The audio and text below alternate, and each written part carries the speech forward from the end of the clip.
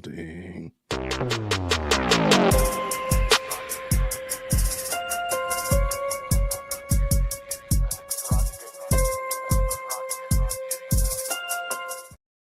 Grace and peace, everybody. We are back. We're back in the building. We're back. It has been a busy, busy day. What a wonderful day, nonetheless. Thank God it's Monday. Hopefully, you all had a great day as well. I wanted to get the show started. Usually, I try to start a little bit early to kind of go over some housekeeping and such of that nature. It seems like Candace is not going to be streaming. She said, I want to say it was last Thursday, that she wasn't going to be streaming this week. She's going to be taking a break. And I'm fine with that. I think most people approve of that message. Yes, Candace, we think you need to take a break. So that being the case, our daily show will just be some updates and such of that nature. Tomorrow, I believe I'm going to be streaming with Gary. I know tomorrow morning I'll be streaming with A Righteous Perspective. I got a guest coming in on Thursday. We got a lot of fun stuff planned. I got a guest coming Friday as well. Like I said, as soon as I get my thumbnails, as soon as I get the headshot for the thumbnail, I usually will announce it. So as soon as, and I'll announce ahead of time, because some of these might, they might be of interest to you. They might have your interest. So anyway, grace and peace, everybody. Thank you to everyone who's jumped in. I'm just checking real quick.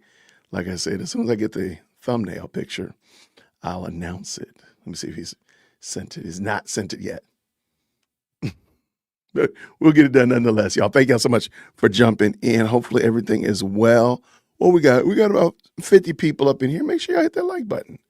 What we got? I got my people over there on X. The X folk are rocking it.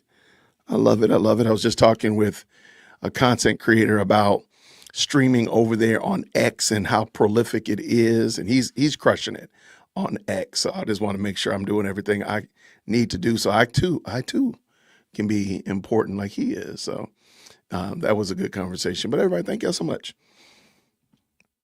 All right. Oh, there we go. Oh, you're talking about the gentleman? So, matter of fact, thank you for that. I talked about that today with another content creator. They know him intimately, and they said they just kind of shook it off. Like, man, Jason, don't let him bother you. So I said, okay, I'm gonna let him off the hook. I said, but I fully planned on being super petty with him. So he said, just let him go. He's benign. He doesn't really know what he's talking about. So I said, okay, that's fine. I said, I'm still gonna leave that video up. He said, oh yeah, leave the video up. The video's great, but don't waste your time with him. So I said, all right. I was planning. I had some petty plans for my man. I had some petty plans for him.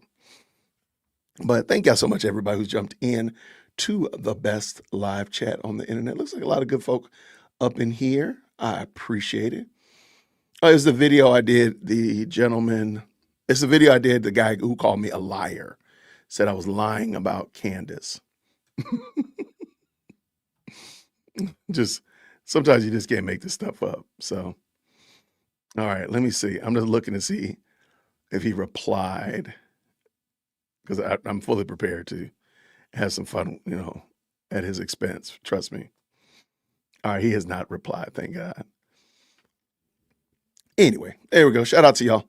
All right, let's get at it. What's going on, my brother over there in Hawaii? I was gonna say Honolulu, but in Hawaii. I don't know. Are you in? I don't think you're in Honolulu. Shout out. All right. So this morning I got on here, and I just wanted to talk a little bit about maybe we need to look at the Turning Point USA halftime event differently than the world or by the leftist standards, because the left is going to view it any way that they need to view it in order to keep their narrative going. If you flip the artist, if Bad Bunny had been at Turning Point and all the artists at Turning Point were at the Super Bowl event, the Super Bowl would have still been good. It doesn't matter. If they had gotten Prince to come to Turning Point, if they were able to resurrect Prince, the purple one, to come and perform at Turning Point, it still would have been terrible. It doesn't matter. It could have Whitney Houston there. It doesn't matter. The left is never going to give you that, yeah, that was a good job. They're never going to do it. They're never going to do it. So why do you, and that was my question that I asked this morning, why do we break our backs, sometimes even fight with one another to clamor, scrap, and scrape to get to the slop trough of the left. Why do we do that? Why do we do that? And we even had people this morning like giving me, all kinds of havoc about it. Why? Why? The left is going to say that you're racist. They're going to say that you're whatever. They're going to say whatever they can say and whatever they need to say to keep their narrative alive. They're not going to say, by the way, that was a pretty good job, man. I know you just threw it together, because you do realize that Turning Point did not have this on the docket when Charlie Kirk passed away. So this is a relatively short time frame to bring it about and do this event. And again, forget what you heard. 5 million people watching it, almost 20 million people now. That's a big deal. I don't care. There's no other way to do that. Just accept it. That was pretty impressive. Just say it. And when you factor in, now they got a whole year till next Super Bowl. What if they do it again next year? So that was my point this morning. And I wanted to look at, there was a couple other content creators who've talked about it. I think they were very fair. And there's one that I disagree with. So I don't want to say that I agree with everybody, but there's one that I disagree with. But most of them are, they're seeing it as it was. It was a pretty big deal that you were able to pull this off in such a short period of time and it's such of that nature. So that's what we talked about this morning. And I wanted to finish that up. But if y'all have any questions, as I said here, I'll do some live Q&A. I think that's what I said I would do, a live Q&A. So we can just chit chat, talk it up a little bit.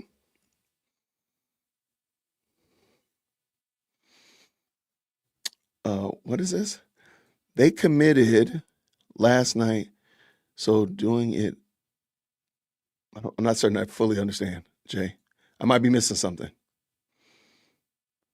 Can we discuss what the Bible says about protecting your nation, country? That will debunk all the backhanded messaging from the NFL halftime show? Well, I think it would be fine. Yeah, we can definitely do that. Thank you so much for the very kind 5 SC Dog. I appreciate it. Absolutely. We got body cams this week, though. Don't worry about Adam. I got you on the body cams, my dog. I got you. All right, let's get this party going. Let's go. We're gonna start with Graham Allen. I think he had a great, succinct understanding of it. And remember, the victory is not in. You know what? Let's just let him talk. Let's let him talk. I got some things I want to add to this, but let's let him chop it up. Shout out to Graham Allen, content creator, does a great job. Let's see what he's got to say. Turning Point USA didn't just put on an alternative halftime show last night. What they did last night is, I truly believe that they changed the course of history in sports entertainment. It was also a testament that Turning Point USA, despite all the haters and detractors, isn't going anywhere. If you watched the All-American halftime show, if you loved what you saw, smash that like button right now. Give us an American flag in the comments section and share this video far and wide. I know for a fact that the NFL and Roger Goodell, their number was 3 million. If Turning Point USA got 3 million viewers, they were in trouble. And I'm going to explain to you why that is. There's a lot of people out there that don't understand what 10 million live concurrent viewers actually equates to in advertising space. And we're going to talk about all those things. Let's just say the NFL is having some emergency meetings. Oh, ain't no doubt. This morning. So I think this is a very reasonable response. I think this is very reasonable. But I don't want, as I said this morning, I don't want the focus to be on how well Turning Point did monetarily, how great Turning Point did in viewers, how amazing it was for Turning Point to have done this in a short period of time. I want you to look at it and say, wait, that's something that I can do. I can do that, because you don't run a a political PAC. You sell tchotchkes on Etsy You do car detailing, you do t-shirts or hoodies. Shout out to the hoodies, whatever. Could you do something like this? Could you provide an alternative? That's what I want. That's why I want to argue this out. And if I have to, I'll be here all night to do it. I'm starting to really think that we need to stop thinking like, oh, that's something over there they're doing. No, we could do that too. You could do that too. I told you about my daughter who likes to write. I talked to you about comic books. We could talk about 25 other different areas that we are in that we don't have to go to the slop trough of the left. We don't have to do it. We only do it because we want to now. There's no reason not to. So that's what I want us to really take away, extract, really pull from this and say, hey, this is something that we could all do. If you have a little small business, or we see a small business and we want to rock with them, we want to support them. We want Angel Studios to do well. We want the Rippaverse to do well. We want these other entities to be able to do well. And this is the very last thing. You know what? Nope. Just let it go, Jason. Let it go. I'm going to talk about it in a minute. Ain't no doubt. If you Taking are notes. pumped about that, you better put that American flag and you better blow it up in the chat because we got work to do. First of all, the Babylon Bee reports that NBC suffers a bizarre technical glitch as the entire halftime show was broadcasted in Spanish. It's a weird thing. Press one. And here's what I want to talk about. Pastor Mark Driscoll, love Pastor Mark. He's a dear friend. He said, I need help. My TV is stuck in Telemundo. Telemundo. And that's him looking at the things there. This is great. It's so great. Here's what I want to say, because there's a lot of people that have said, hey, it actually was very, like, again, a man and a woman were married for real on the halftime show stage. Yep, saw that. At the end, there was a unifying message. But here's what I want to remind everybody of this. Oh, and somebody said, by the way, 50 million plus Americans speak Spanish. Okay, great. The other 265 million of us don't. All right. So here's the thing. One, if you really believe that Bad Bunny's intent was not to take a shot about ICE, was not to prop up LGBTQ, most likely wear a dress. If you don't think that that wasn't the original idea of the halftime show, I got a boat out in Fiji somewhere that I can sell you. All right? Here's the thing. The only reason that it was changed to be more wholesome, more traditional values in marriage, all of that is because of the outcry of insanely high amounts of disapproval of what the halftime show was. So my takeaway from that is, you know what? Let's never again. Don't do it again. Let us not ever again go and support the NFL halftime show. There are people who've been chiming in like they stopped watching NFL during the summer of love. That's 2020, 2019. What if we just stopped? What if everybody who had a problem with the NFL selecting Bad Bunny to be their halftime representative for the game went and supported something that they did want to watch? Because you do realize, this is the thing I'm really trying to get understanding. Why do you feel like you have to support something that doesn't align with your values? Why do you feel like you have to? Do you? Well, maybe I'll ask another question. Do you have to? If you see that there is a burger joint that does not sell the burger that you want, or doesn't provide the style that you want, or just not up to your standard, do you have to support them? Do you? In your local neighborhood, and local barrio, your local hood, in the chat, do you have to? Do you have to?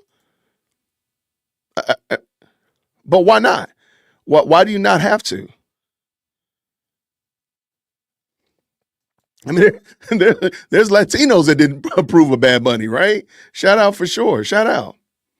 I stopped watching NFL since they took the knee was a big deal. I agree with that. I approve of that message. But you don't have to, right? I haven't watched the Super Bowl in years. You don't have to. Why not?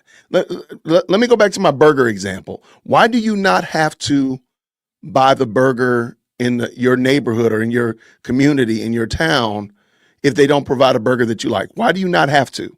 There's one particular thing I'm looking for. Ah, there it is. CC, because it's your choice. You choose to go to the burger place that cooks the burger the way you don't want it cooked. You made that choice, and you have the choice to not do it. And let's just be 100% honest. There are burger places all over the place, right? McDonald's, remember 1 billion served? Remember that? Small mom and pop burger places didn't stop selling burgers because Burger King sold 1 billion burgers. Wendy's and Burger King and all these other places are still open and still providing burgers. The little mom and pop shop, they're still providing burgers. Why? Because they know that, look, I don't need to sell 1 billion. I just need to sell 50 every day. I need to sell 100 every day. I'd like to turn it into 150, but right now I'm good with selling 75 burgers every day. That's it. And so to me, the problem is we choose to support things that ultimately do not benefit us. And watch this. The left will never do that for you. The left will not say, okay, yeah, that TP. You find me a leftist that's saying, yeah, that TP USA thing was, that was pretty good.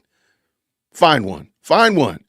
But y'all tripping over yourselves, fighting each other to come up with a reason for press 1 for English was okay. Find me a leftist that's fighting his party to give you credit. I'll wait. You won't find one. So why are you doing that? Why are you fighting with me when I say, shout out to Turning Point? That was dope that they did that. That was cool that they came up with that and was able to pull it off. Hat tip to them. You won't find a leftist doing that. I mean, for crying out loud, you don't hear Candace saying it. Let me just use her name. Speak the Wicked Witch of the West name real quick. You see her going crazy on X because she saw that Turning Point, everything she's doing to try to undercut Turning Point is not working. Everything she's doing to try to undercut the little mom and pop burger shop in her community is not working. Bad Yelp reviews, bad Google reviews, bombing them, trying to get their food, their supply chain messed up. None of that's working. Spreading rumors about the owner. None of that's working. And she saw that yesterday. And other people have seen it too. There we go. Let's go. That's it. And if you don't understand that, freaking go take a 10-foot walk off a 9-foot bridge. Like there's nothing else for me to tell you at this point. If you don't understand that what you saw was an immediate reversal from the actual plan because they were terrified of what was going on with Turning Point USA. Again, take the victory lap, everybody. You changed it from this anti-ICE, pro-gay, sexually degenerate halftime show. You did. Your voice changed it. I agree with him. I agree. I believe the people spoke. I think the people need to I think the people need to keep speaking with your dollars. Don't ever go back. Let's just not go back at all. Let's just not go back ever. And then see what happens. Because you do realize if conservatives, persons who are more right-leaning, more traditional conservative Christians stop supporting these the slop trough of the left, the slop trough of the left would dry up like a raisin in the sun. I'll give you a perfect example. There is absolutely no way that Disney can stay open if it wasn't for y'all. If it wasn't for y'all, and matter of fact, as I'm saying this, I know that my daughter's school, they do a trip to Disney in March. I know that. And I'm just going to be a hypocrite. And I'm going to call myself out. While I'm doing it, I'll just call myself out. So I just expose myself to y'all. I'm letting you know that I'm going to be a hypocrite. If I didn't send my child there and the hundreds and dare I say thousands of other parents didn't go there and take their kids there, Disney would close up. Disney wouldn't be able to make it. It's us. It's us that go against our values that go against what we believe because it's the thing that they all have done. I'm telling you, and another perfect example. This one's a little bit better. Disney movies. That's why all Disney movies keep failing. Find a Disney movie in the last 4 years that's done well. They don't, because we don't go to them. And the funny thing is, they cater to a group of people who don't generally have children. That's the dumb part. That's why you have so many people. What are they called? Disney adults. It's like a thing for adults that go to Disneyland because they don't have kids. Because Disney's had to like change its marketing because they've been aiming toward people who have children, and those people have started to stop. So now they had to go to these people who are these weirdos that go and act like they're children because they don't have kids. So around the block where I'm trying to go with this is, if we stop supporting this stuff and said, nah, we're good, I'm gonna go and support something that's there supports my values and has done that for the longest. Not just give me a hat tip and not have Bad Bunny up here naked or do whatever he was gonna do. No, we want somebody who really believes what we believe. I think we would see significant change. Okay, that's it.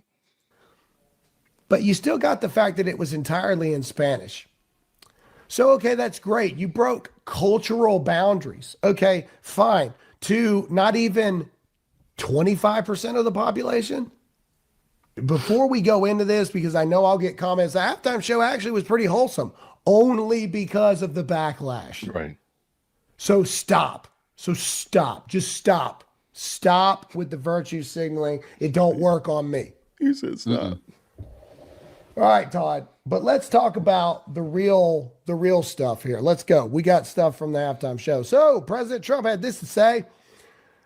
Super Bowl halftime show is absolutely terrible. One of the worst ever. It makes no sense. Is an affront to the greatness of America and doesn't represent our standards of success, creativity, or excellence.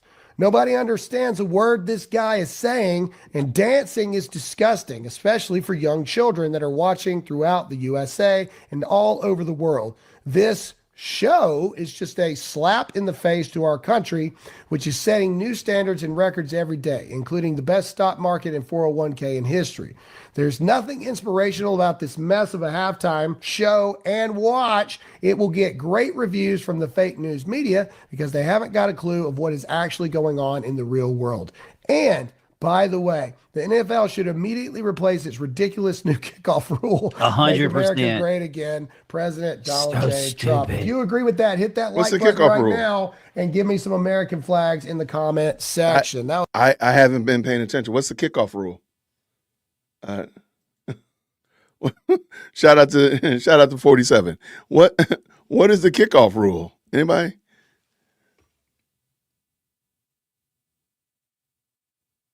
I'm going to talk about that in a second. Thank you so very much. I will be talking about that in a moment. Matter of fact, let me go ahead and talk about that. Thank you so much, Kara. The reason people are saying that the views are fake is because they're coping. They've got to come up with something. So let's go down the list. TPUSA, it was all one ethnic group, so therefore they are racist, right? The studio wasn't big. We got that. There, the Kid Rock was lip syncing. What else? Of course, the views were fake. All right. What other ones? There's a whole bunch of them. But they come up with these, and it's their way of coping with the fact that they realize Turning Point USA just told everybody, and I told somebody this today, it doesn't matter how well they did. They just told everybody that you could do it. That's all they needed to do. It really doesn't matter. If they had 5 viewers, they proved and showed, well, probably wouldn't, 5 wouldn't have made it matter, but they proved and showed everybody we could do this. I mean, again, I just keep saying, and y'all can poke your lip out about 5 million if you want to. If 5 million people bought this hoodie off of me, I'm telling you right now, that would be a game changer. So poke your lip out if you want to. If you sell tchotchkes on Etsy or you sell refurbished gym shoes on eBay or whatever, if 5 million people came knocking at your door, matter of fact, if you're just a content creator, if 5 million people watch this video, that would be crazy. That's my goal for this month. That I would absolutely be in that would be awesome. That would be crazy. So don't tell me that 5 million doesn't matter. It does matter. It does. And even more than that, they've shown us that we matter. That we matter. That we can say, you know what?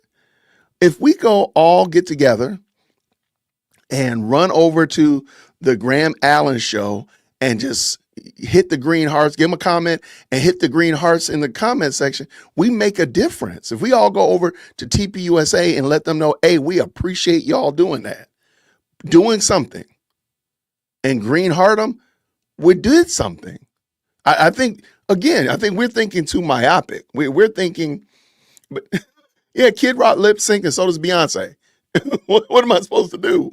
What am I supposed to do with that? So I that's my thing. I'm like, let's not lose focus on what happened. What happened was we just saw the second largest live stream in YouTube history. And guess what? They put it together in just a couple of months. This wasn't something that was planned long time ago in a galaxy far, far away. They came up with this pretty quickly. Whenever they announced Bad Bunny or Charlie Kirk passed away, it was either when they announced Bad Bunny or when Charlie Kirk passed away. Soon thereafter, they did this. You've got to give respect, though. That's the thing. Like, stop it. Stop. Just embrace it. Like, yo, they did it. But you'll never hear a leftist say, yeah, I got to give them credit for that. That was good. That was good. I don't like you. I think you're terrible people. I think your politics are bad and your mom's breath stinks. But what y'all did last night was pretty good. You know, shout out to y'all. Hat tip to y'all. Okay. You're not going to hear the left do that. But y'all going to fight me all night long about this. Let's stop it. How about we stop fighting each other and just find ways to build? How about that? How about we stop fighting each other and find ways to support other great content creators? Because I'm not your enemy. I ain't fighting with you because you're going to be fighting by yourself. Why don't we go and support Graham Allen? Why don't we go and support good content creators and stop going and fighting each other to go to the slop trough of the left? Stop it. You don't have to. Y'all told me already, you make a choice. So stop doing that. And I pray that, and I don't want them to have the NFL's attention. I want them to have our attention. Because I don't want the NFL to be like, oh, let's come in there and buy him out tomorrow. Let's offer him $45 million. And then next thing you know, it tanks. It tanks. No, I want us to say, no, we'll support you, Turning Point. We rock with you. We get down with what you did. We want some better acts next year. We want some more diversity, whatever. But let's not let them trick us back into this situation. Basically, many of y'all got Stockholm syndrome. That's what the problem is. Many of y'all got Stockholm syndrome. Y'all will fight me before y'all fight the left. My bad. That was Donald Trump. All right, we got some messages from certain people. Here's Matt Walsh. Having the halftime show for your biggest game of the year in a language almost none of your lifelong fans can understand, while waving the flags of countries that none of them are from, is the biggest F you that I've ever seen a corporation give its own consumers. Very true. Keep it going, Todd. Let's go. I can't wait to see the end of this one. All right, so we're going to jump ahead a little bit here. We've got, our Secretary of War has something to say, but TMZ has had a major backlash. All right, in fact, can we go click on TMZ right now, Todd? I want to see what it is now. I want to see what it's at now. Oh, I just refreshed it before I pulled it up. Oh, okay. All right. So with almost 300,000 votes, 66% of America says Kid Rock had the better halftime performance. Hold on, wait. Look, man, this is. But wait, Kid Rock lip sync though. So even with lip syncing, that's what I'm saying, y'all. This is cope. We don't have to do this. Even with lip syncing, Kid Rock did better. That's crazy work. And you can't tell me TMZ is some kind of right-leaning organization. You're not going to do that. You're not going to tell me that X only caters to MAGA. You're not going to do that either. This is, no, come on, people. Come on up here. Come on. Let's stop fighting with each other and let's just tell the truth. This is what we're talking about. This is it. We are in a spot right now where if we decide to say, hey, let's put our attention toward better food companies. Let's put our attention toward better content creators over on this YouTube space. Let's put our attention toward better media. We can make a difference. We could literally upend foolishness and start something better. We're not going to try to recoup. We're not going to, hey, y'all NFL, y'all do what y'all going to do. NBA, y'all go ahead and do it. We're not going to redo that. We're not going to recreate the wheel. I'm sorry. We're not trying to we probably are going to recreate the wheel in that regard. But in other instances, you know what? Media, that's a wide open space. We're not hellbound that all we can do is go to Paramount and 20th Century Fox. You're not, why? Why can I not encourage and support content that I want to see that aligns with my values and my ideology? I'll wait. Tell me. Let's go. TMZ trying to help. This is TMZ trying to help, and they're getting owned on the internet. Nobody liked the Bad Bunny halftime show. No one. You know, when they talk about all of us being paid to say we like Turning Point, no, the only people that like Bad Bunny are either morons or people that are paid to say that they like the Bad Bunny. Well, they interviewed all the NFL players for the game. They didn't even know, like, they didn't even know what song he's saying. Like, they didn't even know what song he's saying. What is a Bad Right Bunny? right now, in the comment section, can you name one song that Bad Bunny sings? Okay. I'm serious. All right, I'm gonna take him up on that. But I'm gonna do it differently. Please put a Bad Bunny song in the chat. Put BB in front of it. If you know one without looking, don't Google it. Don't ask, hey Siri. Now, if you know a Kid Rock song, of course, put KR and put the title of that, just the title of it. If you know one, put it in the chat. I just want to see what we got. I just want to see, because I think we're missing the, and I'll also pull up this TMZ, see how they're doing now while y'all are doing that.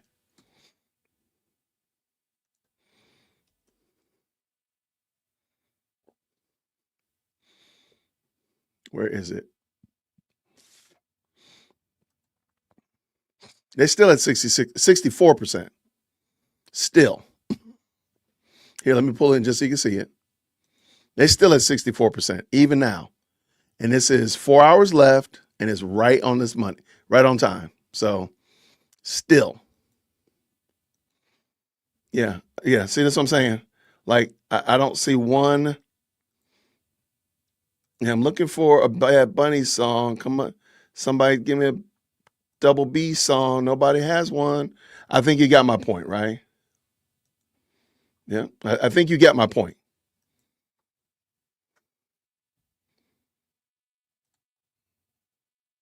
Now, I'll go on a limb and say, you know what? Maybe my audience is just not the audience of the Bugs Bunny crowd, the Bad Bunny crowd. That's fine. But I think you get my point, and that's all I'm trying to say. And why, for whatever reason, the NFL had Bad Bunny on. Let's let them deal with that. Can you imagine? How about this one? This is the last thing.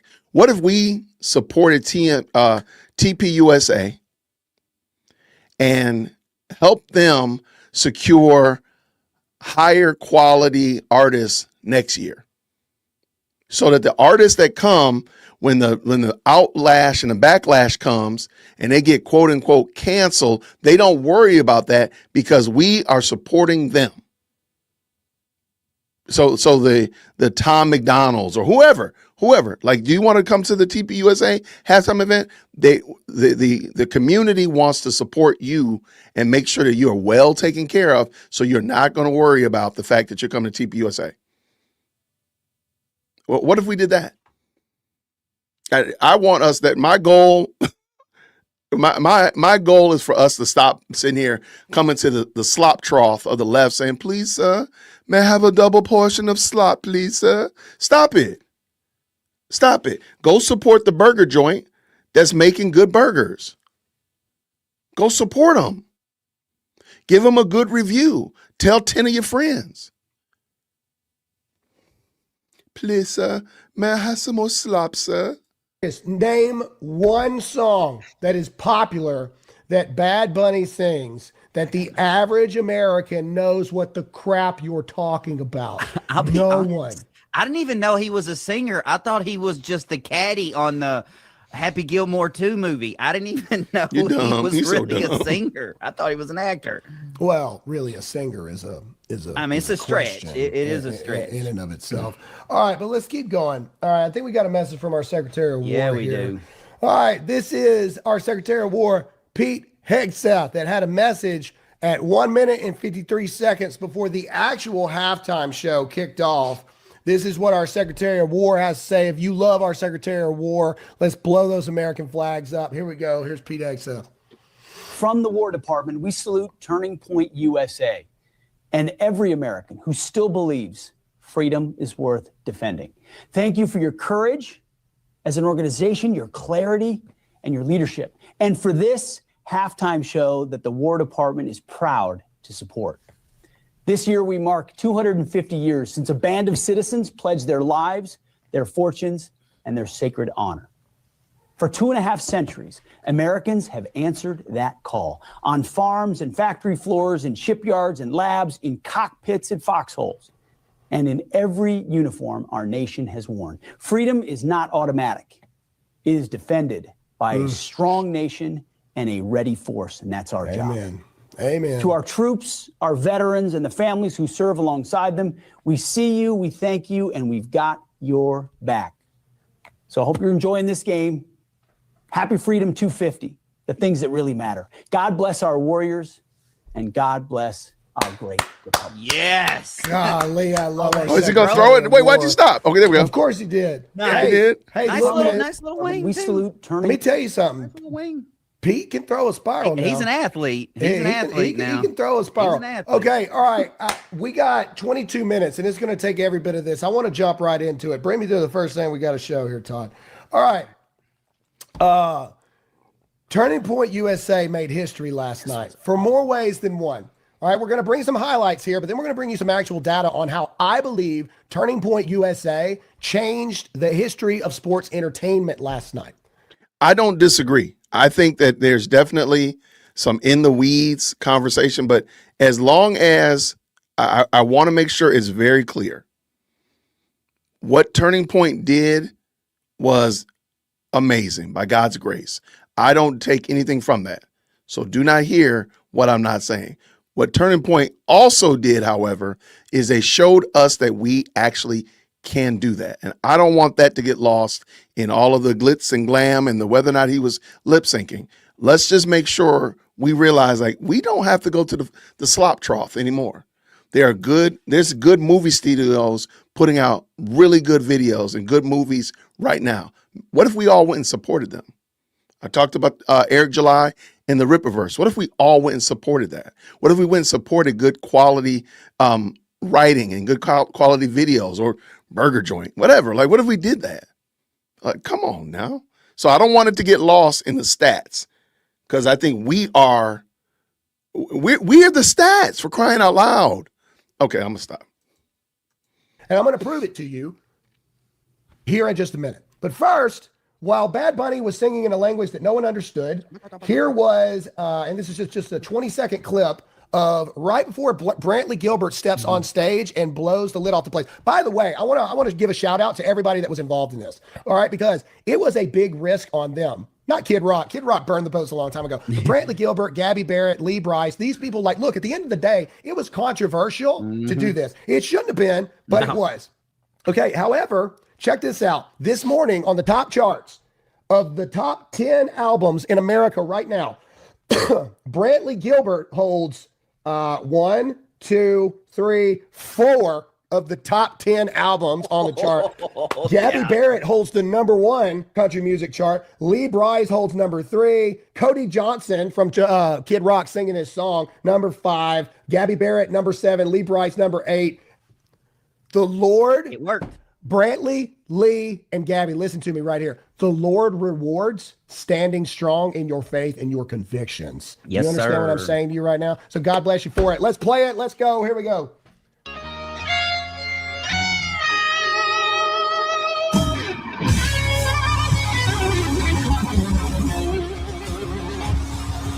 That is how you end a national anthem. That was awesome. Now that's Brantley Gilbert saying, "Ladies and gentlemen, it's time for the All-American Halftime Show." No, let's go to the plays first. Let's go to the music, then we'll get to Andrew here in just a minute. Let's go to Brantley. Starting it off, ladies and gentlemen. I want those fire emojis in the chat for Brantley Gilbert. He killed it with this song. Let's play it. Boom. Let's go. Okay, I don't know if I can get away with this. I'm probably going to get a ding.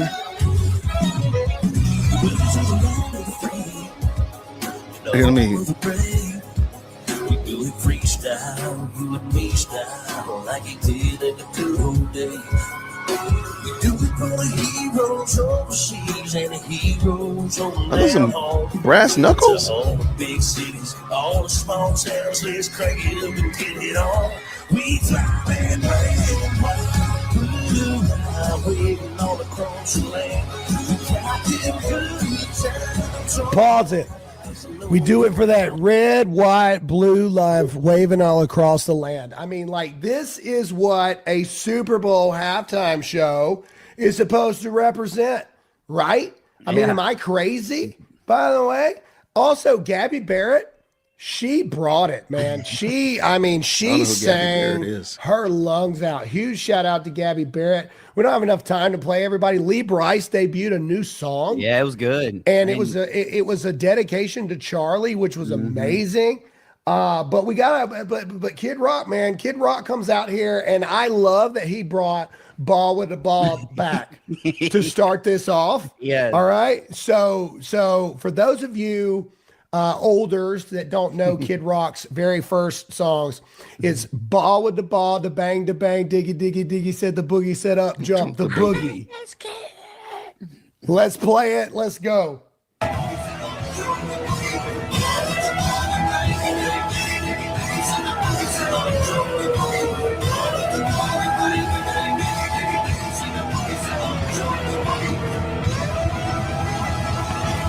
Here he comes.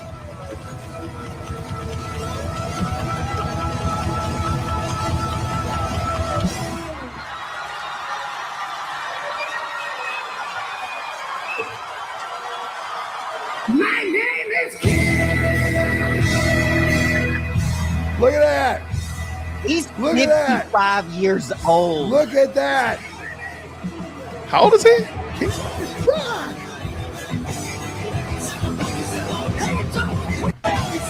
All right. He's 55 years old. Go to the freeze frame of where they drop the flag. Go to the freeze frame where they drop the flag. It's all the way at the end. Keep going, right there.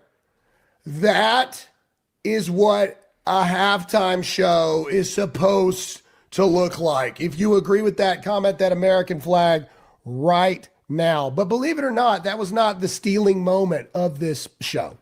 The stealing moment of this show is when Kid Rock took Cody Johnson's song, and I don't know the backstory here. Maybe Kid Rock wrote it, and then Cody Johnson performed it or whatever it was.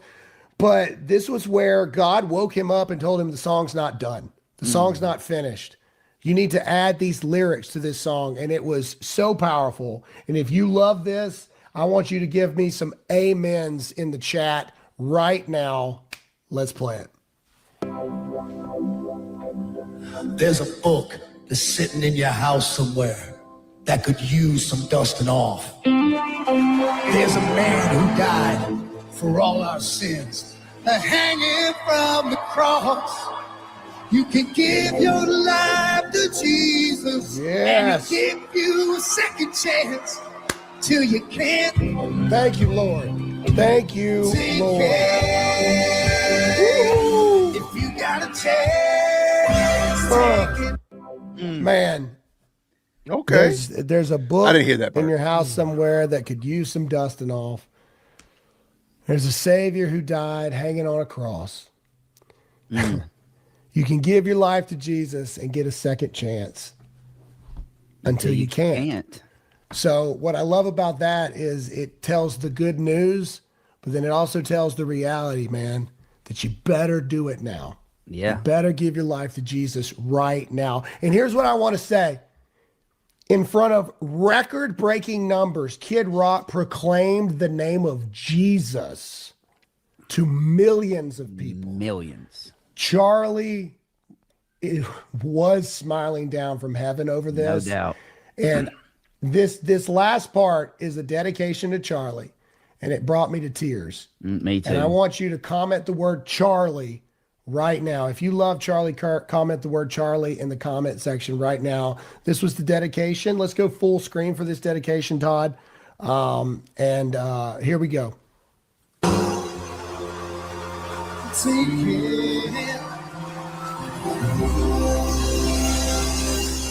Those are screens? I want to honor God in all that I do. I want to be a great husband, a great father. I want to serve this country. I want to try to continue to lead this movement and to speak truth and to never lie. To stop thinking about yourself all the time and instead think about what you should do to help other people and to defend this country above yourself. I'm so inspired. This army of freedom fighters, we're going to be around for the next 100, 200 years because we know in the end our ideas will win. God should be the most important thing in your life. But then beyond that, it's getting married, having children, building families. Come My on. kids are my most important thing in my work. My wife, my kids, my relationship with God, the top three things. And the more often that you choose the deep, the difficult, but the right path over the easy path is one that will reward you, your family, and this beautiful nation.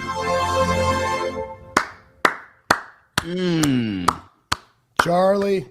They crushed Charlie, it. They we love crushed you, it. man.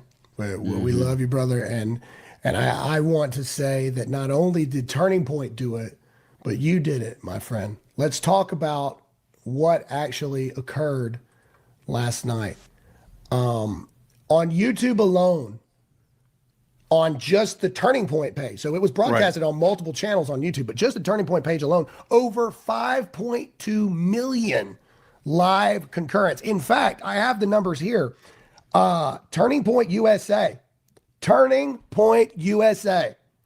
had one of the top 3 live streams of all time just on YouTube alone. Wow. Turning Point USA now sits at number 3 all time live streams on YouTube.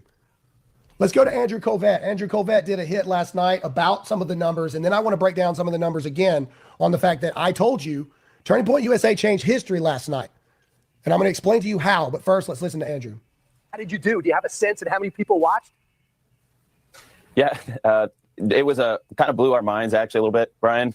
And we saw at one point across all the different social channels, we saw over 10 million concurrent views. So that was adding up all of Rumble and all of our partners just on the social side. So, and now the numbers keep trickling in. Pause. I mean, right That's now, all we need. That's all we need to talk about really quick. 10 million live views. Now, there's a couple people that have said, oh, the Super Bowl had 127 million viewers, so 10 million is nothing. Well, let me explain to you how marketing works. The Super Bowl is considered to be the most elite advertising ever. $10 million for 30 seconds. Okay? Because they guarantee that they control the world for 5 hours. They guarantee it.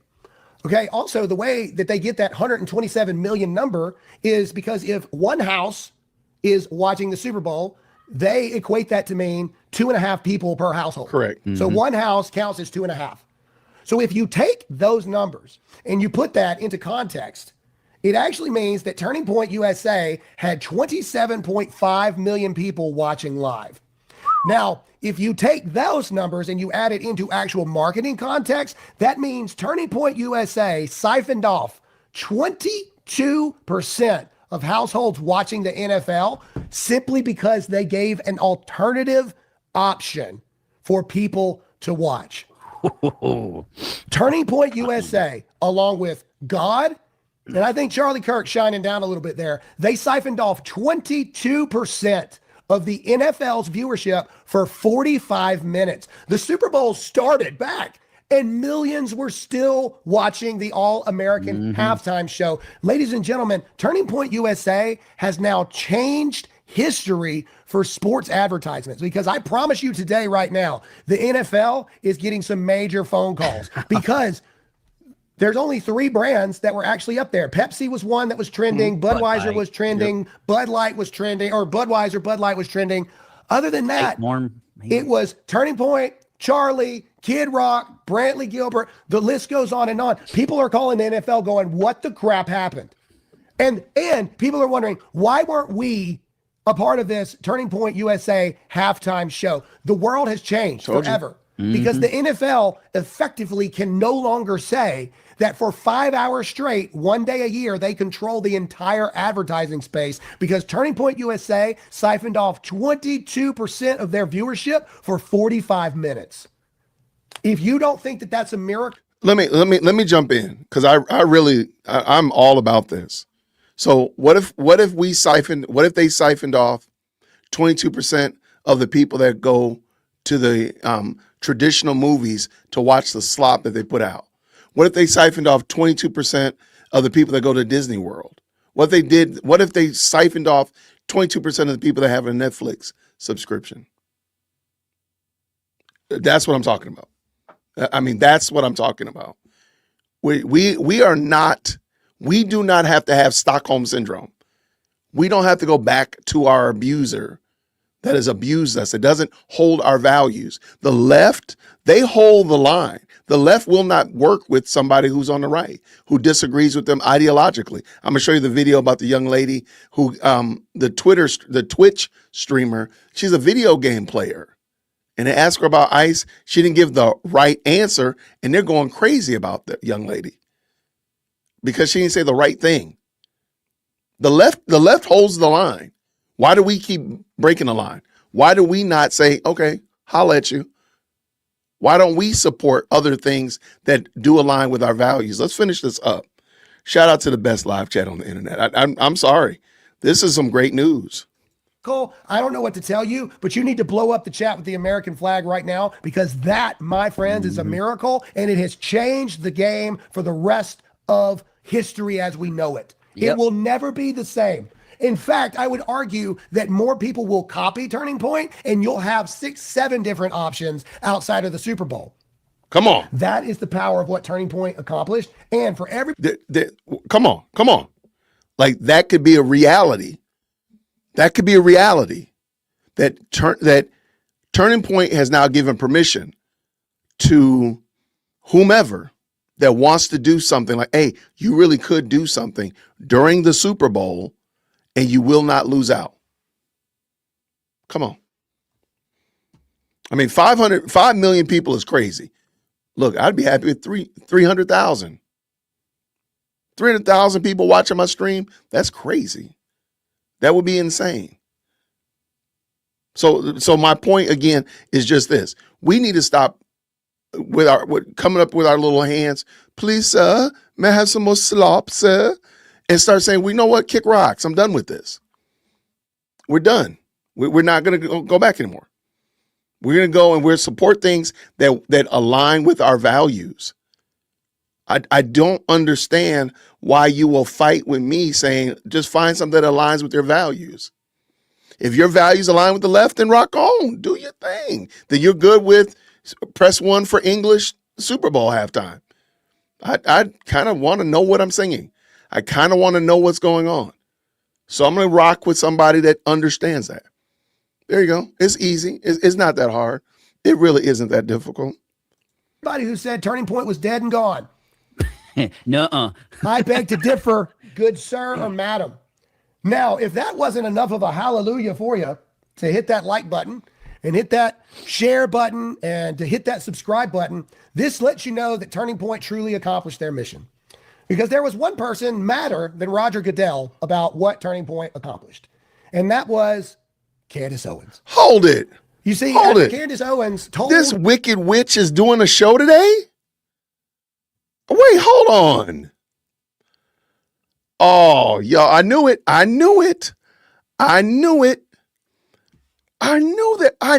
She was not going to be able to. She's got to get on this and got to get her people.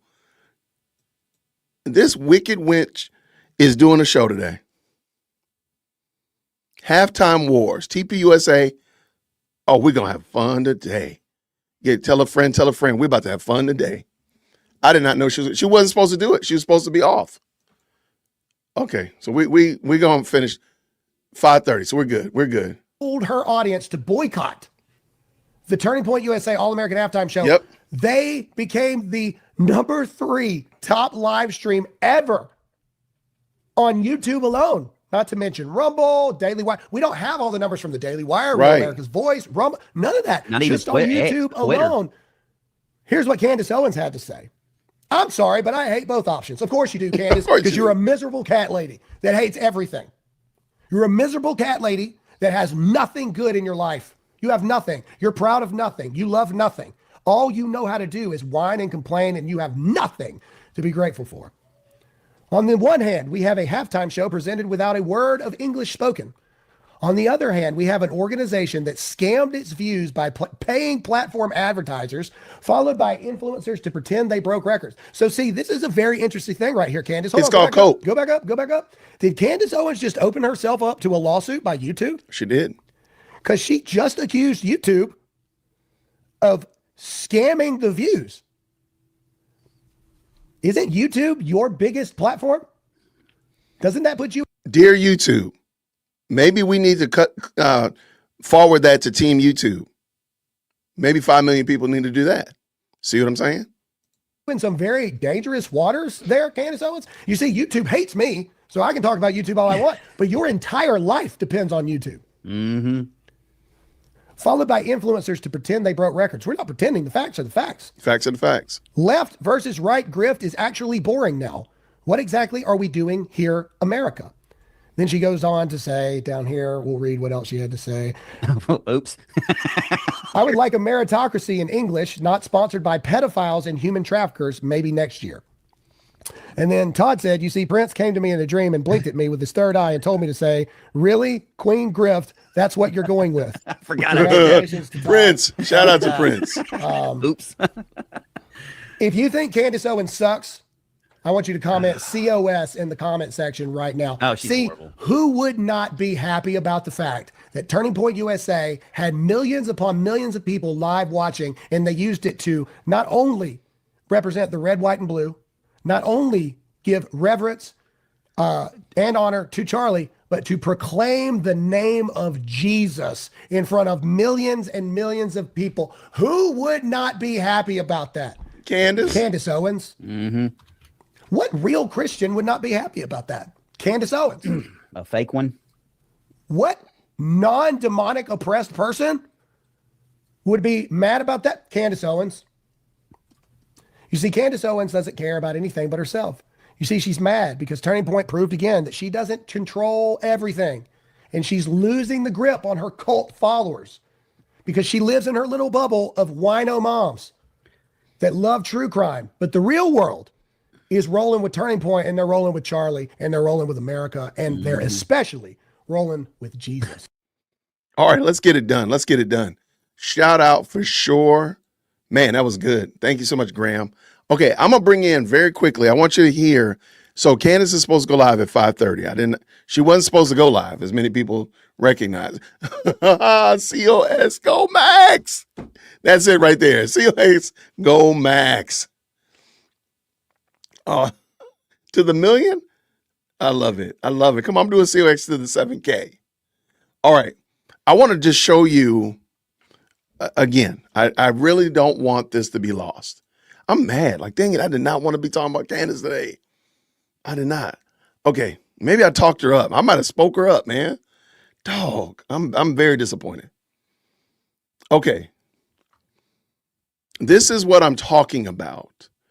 And I really want you all to zero in. I don't want you to think I'm being hyperbole. I don't want you to think I'm just being anything of that bombastic, anything like that. I'm gonna bring in the liberal hive mind, and only because he great content creator, but also he had the video that the young lady did. Her name is Amaru, I think it is, or Emaru. She's just a Twitch streamer. She plays video games. And look at this. Look at what happened because she plays video games. Green hearts in the chat when y'all can hear. Hey guys, welcome to the Liberal Hive Mind, a channel solely focused on exposing the abundant hypocrisy of the left. And of course, here's the meme of the day brought to you by 5mind.com. Well, you know exactly how it works within the world of leftism, right? Every single week, they need a new hero, a new martyr, a new victim, or if they can't get their hands on the next George Floyd, they need a new enemy, a new person to demonize and attack. Public enemy number one. Remember a couple weeks back, it was, what's that guy's name? Caleb Hammer from the financial audit. Then it was Joey Swole. Ooh, Joey Swole, what did he do? I think, what was his capital offense? He dressed up as Hulk Hogan, if I'm not mistaken. And you know what that means? That basically makes him literally Hitler. Oh, and of course, how could I forget J.K. Rowling and even Anna Kasparian at some point? There's always a new public enemy, someone that must be destroyed, an enemy, sometimes from within. And well, this week it's a Twitch streamer by the name of Emmy Rue. Apparently, this chick is the greatest threat of fascism since Benito Mussolini. I mean, you literally cannot make this stuff up. You got a random apolitical streamer here who has no involvement in the world of politics, likely doesn't even know what the hell is going on, but somehow she's now been put in a position where she's become the worst enemy of the left. She now somehow represents MAGA. The left is absolutely insane, folks. And here's more proof. These people have completely lost the plot. Let me show you guys exactly what's going on. We got some stuff to get into, so let's roll the tape. All right, folks, so I'm just randomly scrolling through social media today, doing my normal thing. I wake up in the morning and try to see what's going on, what's trending today, and then this pops up in my timeline. I don't usually get this Twitch streamer slop, but then, I mean, how could you miss this graphic? It's quite extreme and colorful. It pops up and it has this young girl's face and says, racist chud. Then I Google the name Emaru, and this pops up from Pop Rant. Emaru faces backlash after dodging ice shooting question during Twitch stream. Netizens say she's pretending to be apolitical to keep racist followers. And of course, there's a bunch of other takes. Oh, she's MAGA, she's this, she's that, and the other. And so I'm wondering, well, what the hell happened here? And honestly, kind of at the back of my mind, I guess subconsciously thinking, oh, what did this individual say? Maybe she's based. Maybe she said something absolutely badass. Maybe she's the next Asmongould. But no, of course, you can imagine, it's definitely not that exciting, no. And really, it's actually so freaking benign that I don't even understand why we're having this conversation. Well, here's what happened. She was questioned about her stance on ICE, and she gave a very rational response. On ice? Okay, let me stop for a second, because I really want y'all to see this is what they think of you. This is why this is the left. This is a young lady. I don't know what her political stance is, but look at how the left treated her. And ask yourself, why do you allow them to treat you this way? Why? Why do we do this? Watch what she did. Because, I mean, she's going to do something so horrible. So horrible. Watch what she does. Give her a big screen so y'all can really take it in. Watch this. Like, there's a certain extent where I'm like, okay, sure, I get people wanting big content creators to, like, say their opinions on, like, important topics. I get that, right? But it's like, if you need a streamer who doesn't even know anything about politics to tell you about politics, you probably just need to, like, get off the internet. Like, I don't understand how in the first place people care so much what they say. I guess it's because they just have a lot of reach or influence, but it's like, why are you listening to them in the first place? I don't know. Yeah, pretty much as benign as it gets. Boy, that's pretty terrible, man. That's pretty bad. I mean, she just said, why are you listening to me? I don't know anything. She actually admitted, that she didn't know anything, right? This is crazy work, y'all. And in a moment, we're going to hear another streamer that says, even if you don't know anything, you should still talk about it because people need to hear what you have to say. And even though you don't know anything, that's crazy work. She's saying she don't know. Like, it's okay. Or I don't want to, or even more than that, I play video games. Like, she plays video games. Why do you really want to hear the opinion of somebody that plays video games? Why? Do you go to your auto mechanic and ask them about quantum physics or how to be a 5-star Michelin chef? Why? Why do you go to them and ask them? That's silly. It makes no sense. All right, let's finish this up.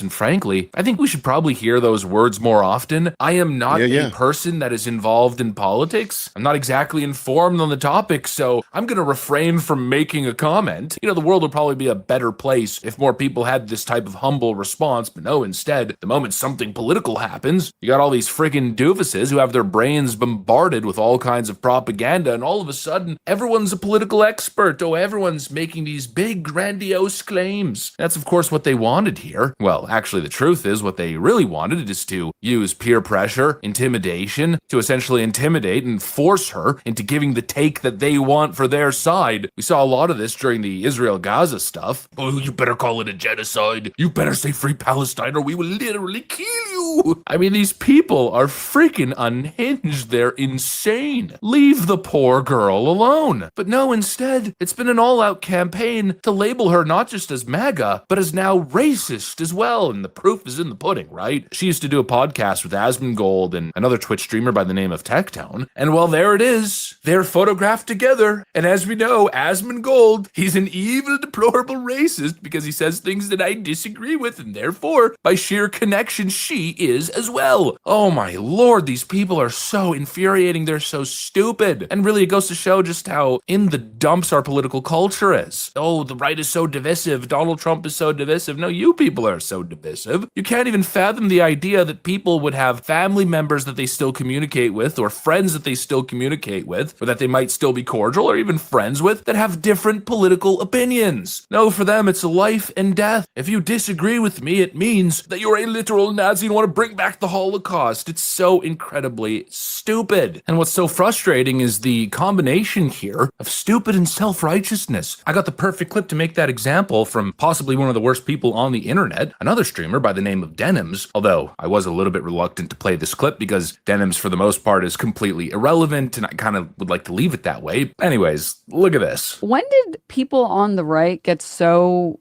soy? You're smearing and defaming by calling someone a chud. No, it tells me everything I need to know about the character of someone who talks about things this way. I don't know why this, I mean, it's intentional ignorance, but that's okay. It tells me everything I need to know about this person. If you are fine with commenting on things you don't know about when it benefits you, when you know your audience will like you talking about it, that's one thing. But then for you to use an opportunity or ignore an opportunity where you could talk about something, maybe your audience doesn't like it, maybe you could educate them on it a little bit, but you choose not to, you're just siding with whatever your chud or chudette audience wants to hear. She's right when she says most streamers are not qualified to talk about politics. Okay, here's the thing, dude. You actually don't have to be qualified to talk about politics to say ICE. It's not that hard of a concept. Why? Like, see, that's what I'm saying. Like, look at how they're treating this young lady. And y'all heard it. She didn't say anything bad. She didn't say anything controversial. Well, it shouldn't have been controversial. So why are they doing this to her? And what will it take for them to do this to you? Stop playing with them.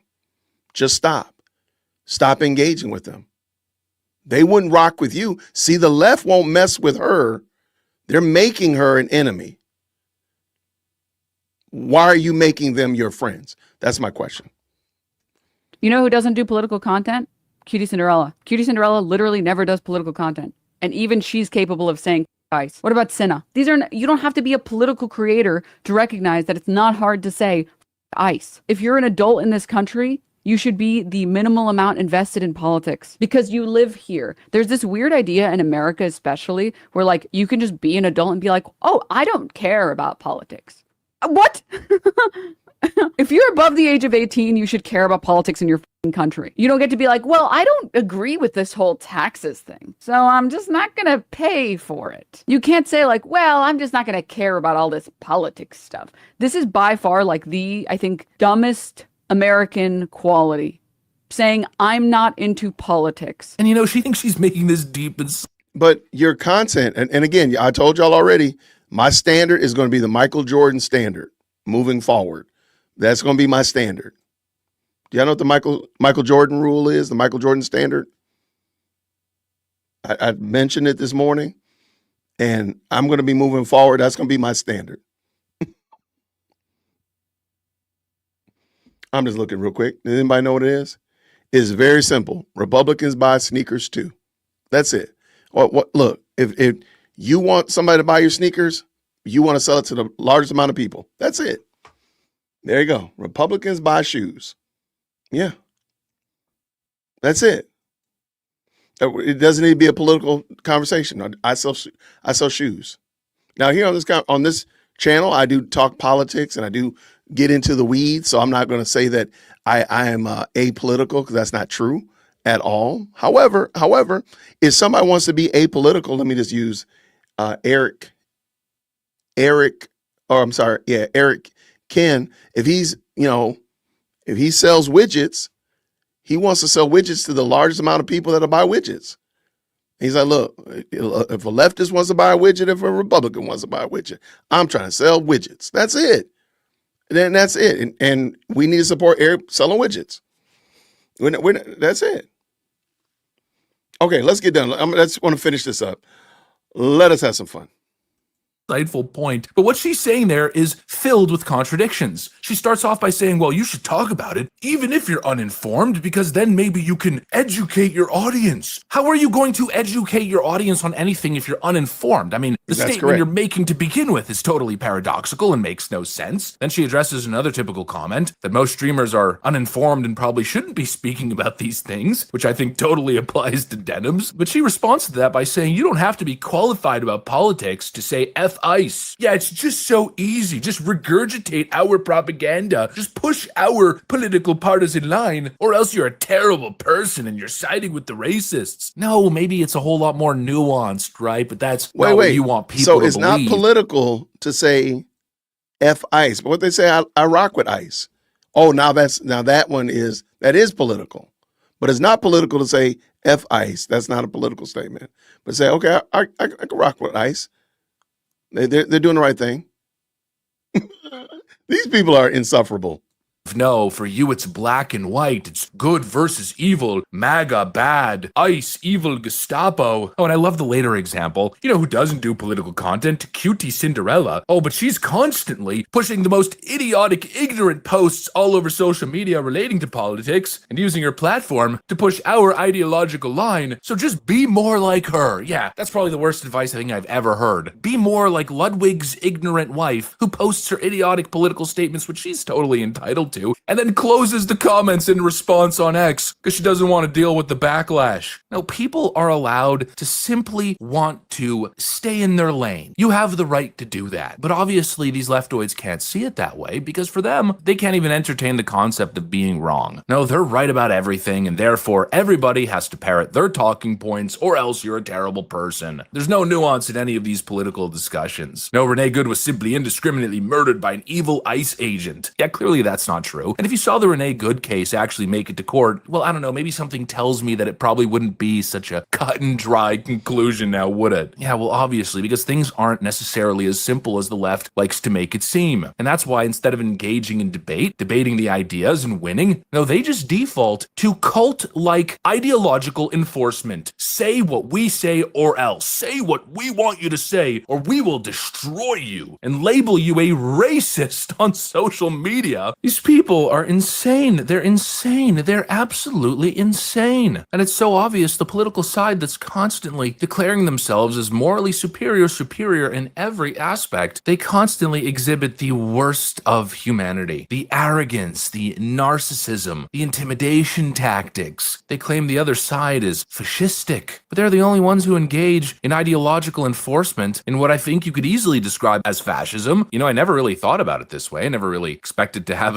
a horse in the race here. Never thought I'd say this, but just leave Emiru alone. Let her stream her video games and enjoy her time with her audience, doing whatever the hell they do. I don't know, baking cookies and drinking hot chocolate. I don't freaking know. And leave the politics out of it. We have enough idiotic Billie Eilish type characters in the world of online streaming. We don't need another, whether right or left wing, frankly. People should stick in their lane. We have enough stupid celebrities and cultural characters misinforming the public already. Let the people who actually care about this stuff actually debate it. And you know what, you leftoids, how about you start getting in the ideological debate instead? How about you start, coming on the front lines, and I don't mean in Minneapolis, I mean start debating the ideas and really getting into the nitty gritty with us here in the independent media sphere instead of running chicken shit all the time and just using social peer pressure and intimidation tactics to spread your ideology. Emiru did the right thing. She stayed in her lane, and the left once again showed its disgusting side. Anyways, that's what I got for you guys. Thanks for watching, and I'll see you on the next one.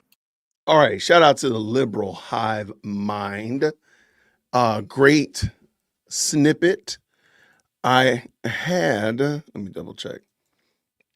Like I said, I did not plan on her doing a show today. She was not supposed to do a show today. Thank you so much for the 5. It's unbelievable. The gospel was proclaimed by Kid Rock. That's huge. And at the name of Jesus, people got a hiss and cut it down. Well, I guess we're going to watch it in 4K now. I guess we're going to watch your girl do it because we know that's what she's going to do. Thank you so very much for the 5. I appreciate it for sure. All right. I'm a Latina and I didn't understand Bad Bunny. I don't get what was the purpose of that? I don't get it. Because if you watch a major sporting event in another country, they're not going to default to English. Now, mind you, the NFL Super Bowl, actually all their games, are streamed in Spanish. There's a whole Spanish broadcast. So you didn't need to do that and have him in order to reach the Latino community or the Hispanic speaking community. You didn't have to do that because it's already done. So I guess the question is, why did they do it? Let's stop playing with them. Let's stop.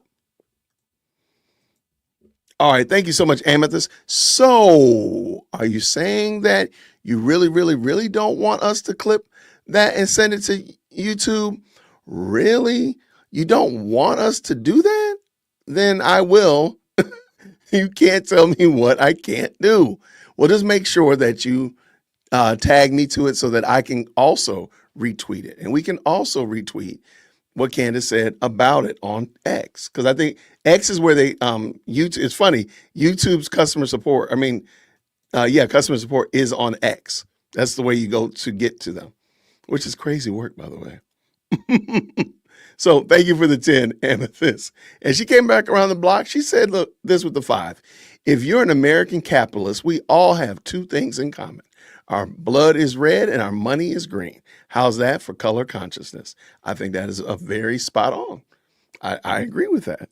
I approve of that. April C calls them lefticals. She does. Shout out to April. Let me see real quick. All right, let me drop this link in here. See if we can get spice the party up a little bit. Make the party great again. Let's go.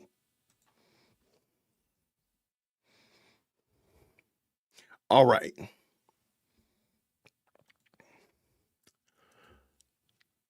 Well, thank you for this. What do we have here?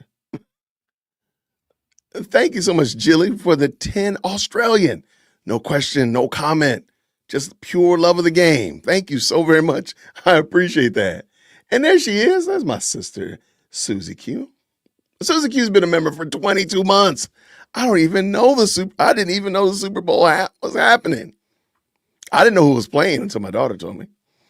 And I'm just not invested in it. I don't care. And I would like to see how many people watched it compared to like years past. That's something I want to know.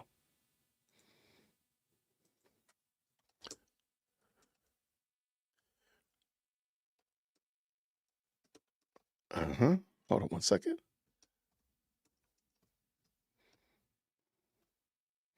Let's go Super Bowl since 2017. Because I'm pretty sure it's gone down every year. I'm pretty sure of that. All right. But today, I am not going to be alone. I'm not going to be alone, ladies and gentlemen. I know y'all are tired. I know y'all love me. I know. But y'all like, Jason, can you please spice it up? Can you get us, we like you, my guy, but can you get us something, somebody a little bit easier to look at, maybe? I'm sure that's probably what y'all thinking. So with no further ado, let's get Tanya from a biblical worldview up in here. How are you, friend? Fine. How are you? I'm a little bit bothered. I'm bothered. Oh, because I did not expect your girl to come on today. She wasn't supposed to be. Had you heard her say that she wasn't going to come on, or did I make that up? I had not heard that, but when I saw your title underneath your caption underneath your video, I said, "Oh, okay, good. We're having a Candace free live stream," and I was because she wasn't supposed to be doing anything. She wasn't supposed to. Oh my goodness!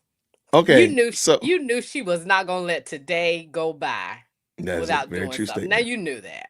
That is a very true statement. Okay, Yeah. so real quick, I'm gonna pull this in just so everybody can see it. Apparently, the Super Bowl, actually, the numbers are actually pretty robust. All right, so I just jumped into I just did this very quickly, jumped into Chat GPT and just asked what are the Super Bowl numbers. Okay, they say that from 2017 is 111. Then it went down in 18 to 103, 98 and 19. In 2020, the year Summer Love, 101, then 95. I don't remember when the knee taking was a big deal. Do you remember that, Tanya? Was that 2017 maybe? It could have been. I don't remember when Kaepernick. That's a good question. I don't know. But okay, so then now going to 2021, it went 95. Then 22 was 99. Then 23 was 114, 123, 24, and then last year was a record 127. The 20. So they don't have today's numbers. Hmm. Well, let me see. But Jason, that was Yes, yes. actually 2016. I just looked it up. Okay, so interesting. Okay. I don't well, let me ask you this, Tanya. First of all, you're a prolific writer over on Buy Me a Coffee. Yeah. And if the moderators could please make sure we drop her link in the chat and as well. Now you're not on YouTube. Is there a particular reason why? You just a conscientious objector or what? It's okay. No. You know what? I actually have a channel set up for YouTube, and I just Mm-hmm. haven't had the nerve to jump on there yet. But I am planning to very soon. Okay. I mean, you jumped over here. You here. You got to do it. We need you to I do it. lost you. I can't hear you. Hold on 1 second. 1 second. I don't know. Is that Can you me? hear me now? I can hear me. Hold tight.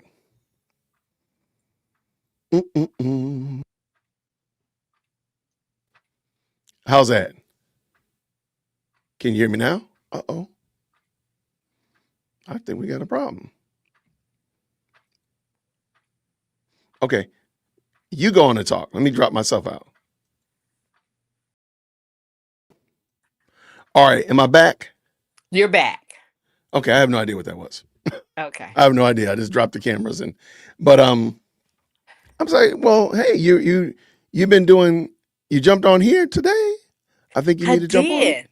I did. And you know why I did? Because you have been so faithful and so encouraging to me. And so I figure, okay, Jason will make this a soft landing for me. So now that I've done this, and I've done the Jay Witt pod, I am probably going to be, oh man, you just unleashed a hurricane. Well, let it go. Let it go. Let's go. I'm here for it. I'm here for it. All right. So let me ask you a question. Do you feel you've heard my tirade about us not begging for scraps from the left, and we got Stockholm syndrome. They give us nothing. We're always begging for something from them. Do you feel like I'm off, or do you feel like I'm trying to hyper fixate on what happened with TPUSA? What is your thoughts about that? Well, my position has been this, and I felt like this way back when Colin Kaepernick was taking the knee. I said, okay, if we don't want to tolerate this foolishness, then why do we still give them ratings? If we pull our viewership, if we stop watching this nonsense, then they'll have no choice but to acquiesce to us because they want the viewership.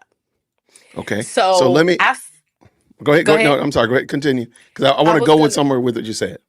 I was just gonna say that because we didn't do that back then. Now we've landed with, I don't call him Bad Bunny, I call him Silly Rabbit. Silly Rabbit. I like it. I like it. So let me ask you this. Do you agree with me or disagree? It's perfectly fine that we need to, whatever they do, they're going to do it. Like, let's use the music industry. Whatever they do, they're going to do it. Let them just do what they do. And we actually come up with an alternative that satisfies that. And we're not coming back to Universal. We don't know what you're talking about, Sony. We're done with you. Rather than try to give them any kind of like, because you know what's going to happen next year. They're going to throw some scraps. They're going to bring CeCe Winans out there, and John Legend, CeCe Winans, and somebody else, and that's what they're going to try to do. Yeah. And then they're going to expect you to come flooding in because of what they did. But I'm saying no more ever again. What do you think? And I absolutely 100% agree with you. No more ever again. And we need to be wise enough to see through it. If they do bring a CeCe Winans in next year, or whoever, we need to be able to see through this nonsense. Because I promise you, I want them to go ahead and announce who next year is right now. Because you know it's going to be, they're going to try to find the most vanilla, middle of the road person they can. You know it. You know it. They're And probably they'll get a Southern gospel. they're gonna have Mississippi Mass Choir up there next year. You know it. They're gonna have what's the Mormon choir? What is it called? The Brooklyn, is it the Brooklyn Tabernacle? Brooklyn Tabernacle? Mormon, yeah. Yeah, is it the Mormon Cathedral Choir? It's a choir a Mormon choir that's really they do really well. The Mormon Tabernacle Choir. There it is. The Mormon Tabernacle. They're gonna have them. They're gonna have. That's exactly what they're gonna have. Because they're gonna try to give you scraps, and I'm like, no, we're not gonna take scraps. We're done. Like, stop it. Like, this is an abusive relationship. Stop it. Stop it. I know. He promised he's gonna stop dotting your I, but stop it. No more. Leave. Leave. You've left. Don't come back. What is it called? But I just think, and I really want people to see, and that's on the big scale, But again, like, there are small projects that, again, here on this, the Lord's internet, what if everybody that rocked with TPUSA ran over there to the Charlie Kirk show and just said, we appreciate what y'all did yesterday. Good, bad, or indifferent. You put in the effort. We rock with that. Thank you. Went over there to TPUSA's main page and did the exact same thing. Yeah. And let them know we rock with that. We appreciate it. And I absolutely hope that that's what's happening. I hope people are flooding them with encouragement, because I think it was really brave of them to even do this. Correct. Yeah. And I mean, when we look at all the different ways that we keep going at running to the slop trough, and there's so many different ways that we don't have to do that. Yeah. I mean, just pick a type of media that's mainstream. Yeah. And there's some alternative to it that you don't have to run to the slop trough to participate in it. Yeah. You don't have to. And so if you choose to, then that's the choice that you made. Yeah. But you don't have to. You don't have to say, hey, these people don't line up with my values, but I got to go over there and beg them to give me at least. It's funny. And I know I keep getting in trouble because I keep bringing up Starfleet Academy, but I find so much joy in watching how crazy this is. There are no heterosexual people on the show. Like, everybody is some kind of the alphabet mafia. Like, there is no heterosexual people on the ship, in the show. That's crazy work. Characters or actors is crazy. Like, that's wild. Why are we even begging them for scraps? Like, why are we even, like, you know what, y'all, this is the 60th year, Gene Roddenberry going into eternity. We're done. We're done. Just stop it. We don't have to participate. You don't have to participate. Yeah. But and I just think it's hilarious. I'm watching, and I watch tons of comments about it. Can you please in the private chat put your stuff, and I'll make sure it's available for the other one right there. Okay. Yes. Is this you? This is you, right? On X? At Tanya Michelle 65. Oh, that's you on X? Oh, see, that's me on X. Yep. Okay, well, here, let me. Worldview at Tanya Michelle 65. That's intense. That's too intense for us. That's too intense. That's too intense. I am putting my links in the chat right now. Okay, I see him right there. As a matter of fact, I'm putting him in on X. You know Okay, we that's where I found you. watch you all the time, right? Right. Because I couldn't tag you because I know you're on X. So okay, here we go. Yeah. So the mods, the best mods in the universe, in the whole galaxy. There we go. Shout out. Abigail has a list of alternative entertainment that you might be interested in. Shout out to Abigail that she had this, and I haven't had a chance to talk about it because I didn't realize that the Wicked Witch of the West was going to be going live. So please check out that, and I'll make sure it's down in the description, or we'll put in the comments as well. All right, what we got here? All right, thank you so much. There we go. All right, so what's your prediction for this crazy show?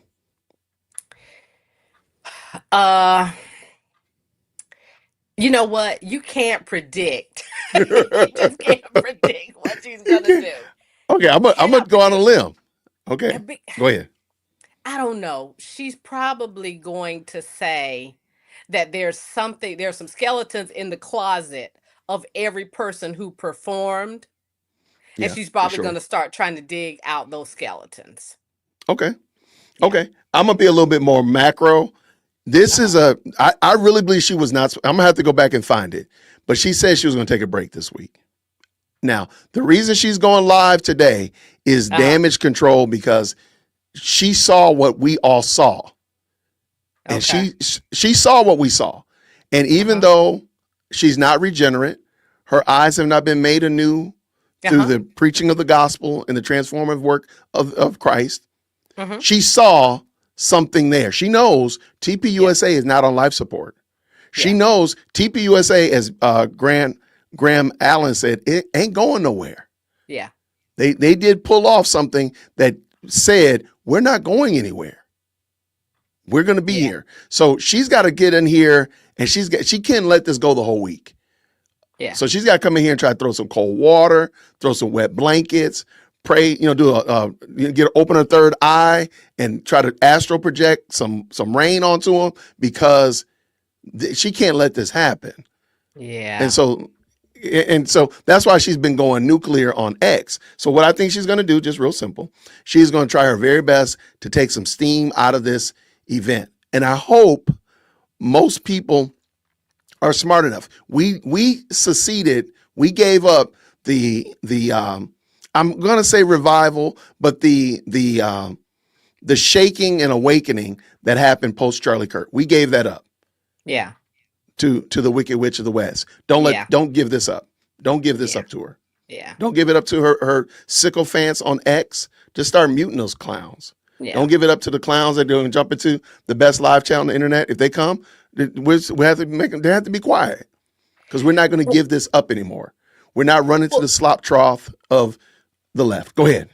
Well, see, that's why I think she's going to try to pull skeletons out of the closet of all of the people who perform, because she's going to say something like, you guys were enjoying Kid Rock. Well, guess what? Back in 1971, Kid Rock did XYZ. Well, 1980, he was seeing this place or he was with that person.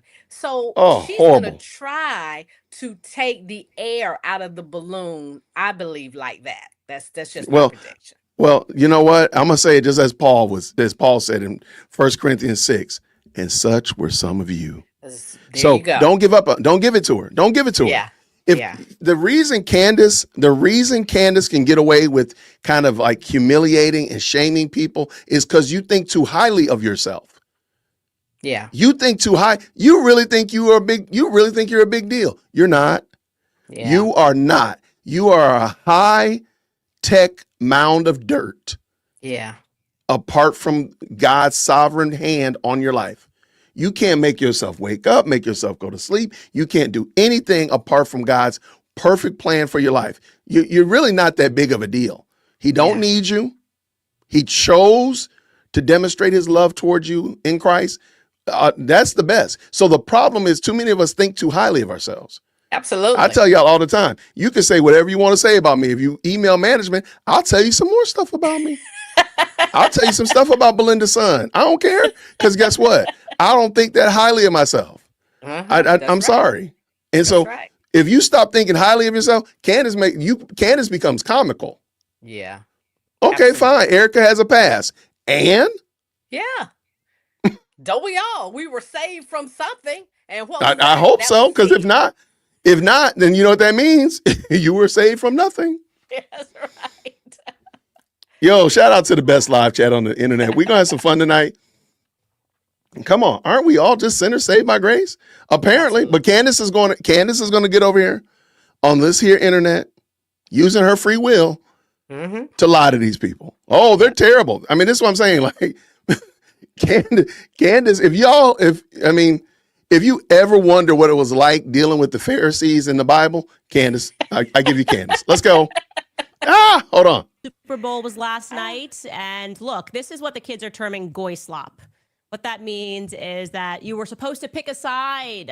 Pick a side. Whose side are you on? Were you team Bad Bunny? If so, you're supposed to come out and away hating the racist right.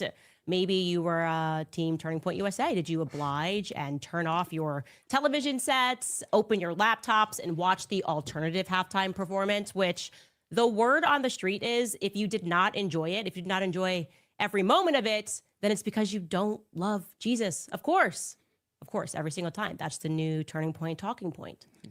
So welcome back to Candace. Yeah, so there we go. There you go. Yep. I mean, she's predictable like the weather. I mean, you already know what she's going to do. Yeah. So let's see how she tries to take some steam out the umbrella. I mean, the balloon. Uh-huh. Okay, so you guys can actually check the records on this one. I am not, nor have I ever been, a conservative stereotype when it comes to the Super Bowl halftime performance. I feel like it's a bit of a fad now on the right. You watch the Super Bowl for the sole purpose of complaining about the halftime performance and why it didn't live up to what you think that it should be.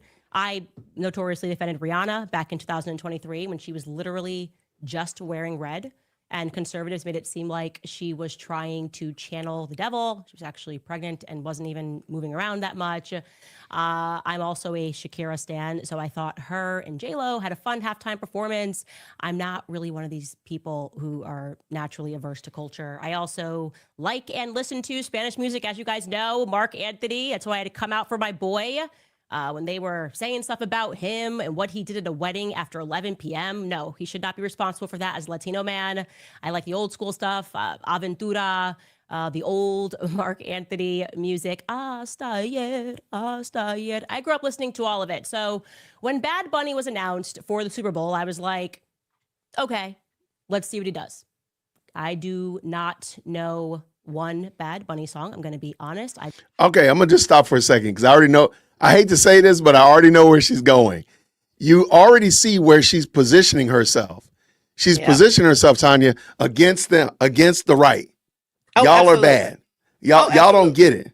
Right. Yeah. So, and sure, there are some outrage. And I've said this before. I think there's some rage marketing that happens at the Super Bowl. Like they put people out there to cause a stir.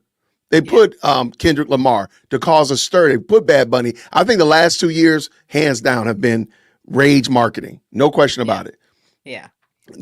I think I heard some people say that about Rihanna's performance. I'm like, whatever. I didn't watch it, so I don't really have a dog in the race. But anyway, that's just what I noticed. Okay, you ready? Uh-huh.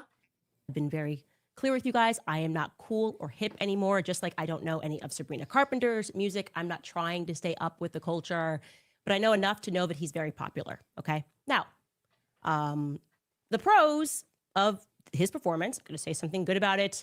I actually thought the set design was really cool. It was one of the cooler ones that I've seen in a very long time. I loved that it looked like a little pueblo, a little Spanish town, that the mercado, the bodega. And to be clear, I think it felt obviously very authentic to him and how he grew up, but not just to him and how he grew up, but also in America. If you guys don't know that, this is how a lot that looks familiar to me and the way that I grew up. Like, you know, the corner bodega. It's a real thing. And she grew up in Connecticut. There is absolutely no way. There is no way in 2026 you are not going to. I'm sorry, girl. Look, I'm not playing no games with Candace anymore. Girl, if you don't stop the lies that you tell, you are not going to convince me that you grew up near a bodega in doggone Connecticut. I got to see them receipts. I know that's right. This chick is not gonna sit here and get on this here internet and lie to me like that. You gonna lie about a whole bunch of stuff. I am not gonna fall for that. Like you, girl, please stop. Please stop. A bodega look like that and a community looks like that in Connecticut. I'll wait. I thought very obviously that that's what he was trying to convey is his own experience because that's what artists do. And by the way, like I said, all around the United States, these communities exist. The performers and the dancers did a very great job. You could tell that they rehearsed a lot. They were not just winging it. And I actually quite enjoyed the little electrical line thing that they were doing. I thought it was clever and it was fun. Now, the downside is that it was not in English. It was not in English. And therefore, the audience could not emotionally connect. If you were not a Spanish speaker, you could not emotionally connect to that performance. Okay, this is going to be, I don't know how people are going to take this.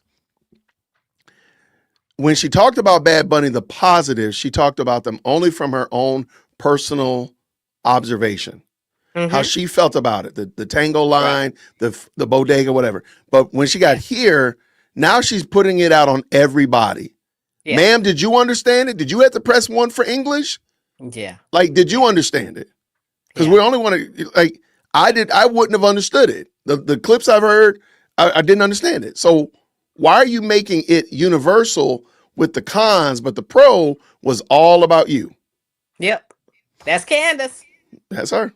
Tell me to stop if I miss anything. It was really all in Spanish, save for Lady Gaga's portion when she was sort of doing the bad salsa, which was very American. You know, she wasn't exactly hips don't lying. And I was like, okay, now, is that Bad Bunny's fault? Obviously not, because he was booked. And this is interesting. Is very clear. English is his second language. If you watch his interviews, he kind of speaks Spanglish. He's learning more English now. Okay, I know. I got to change the title of my what you call it. But she's making it, this is very interesting. The only critique is about Bad Bunny. Mm-hmm. I don't think most people's critique fully was about Bad Bunny. It was about the whole experience. I've heard people complain about the game all the way down to, of course, Bad Bunny. So I'm interested now to hear how she critiques TPUSA.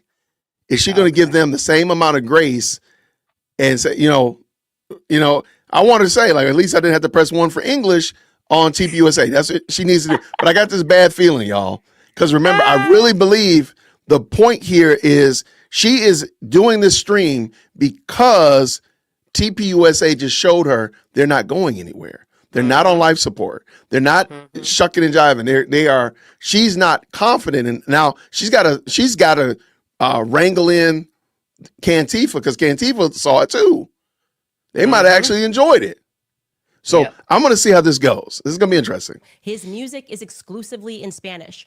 So the expectation, who are you actually upset with for booking this performance? I agree that it would be nice to have an English speaking halftime. That makes sense because everyone actually in America should speak English. But he didn't book himself. Okay.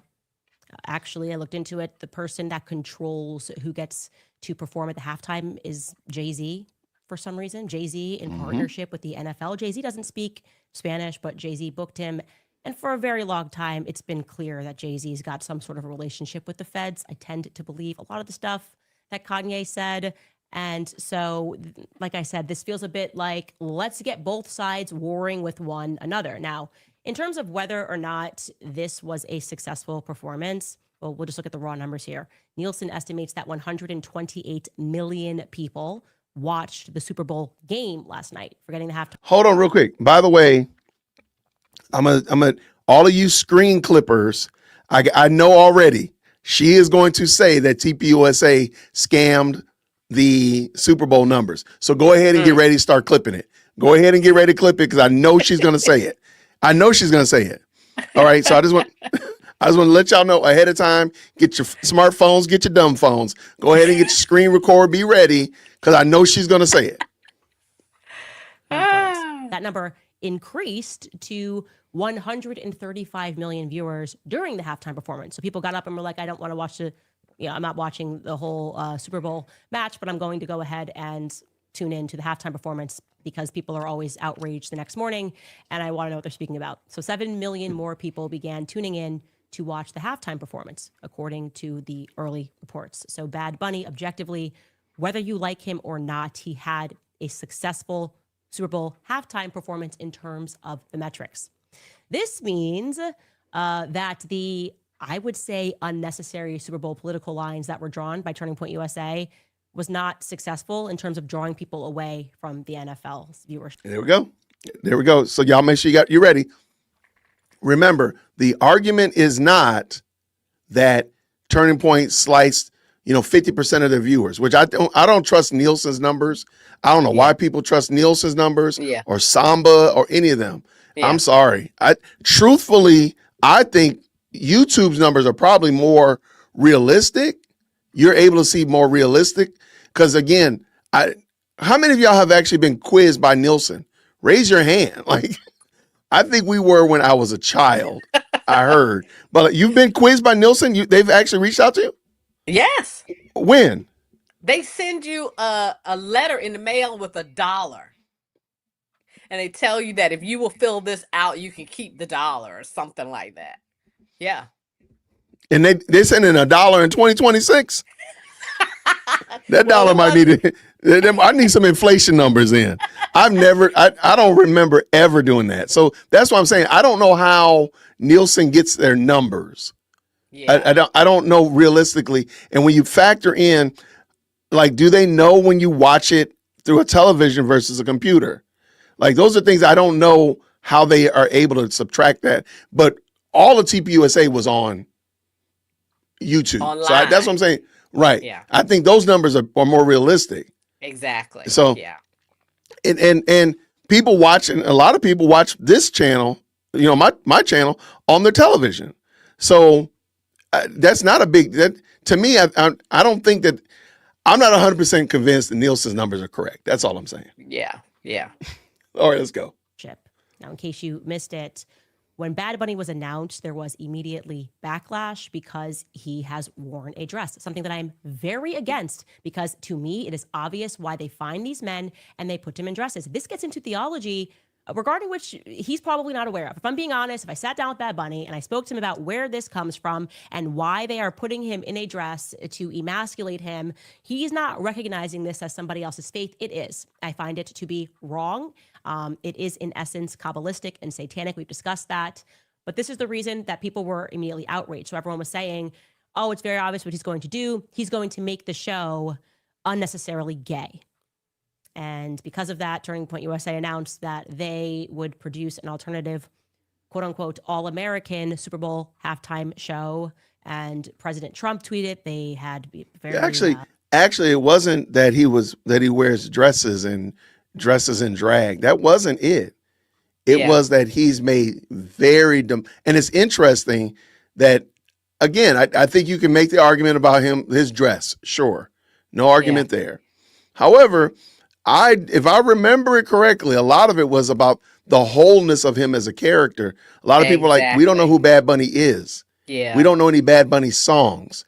We don't know what he says because he only speaks in Spanish and all his music is in Spanish.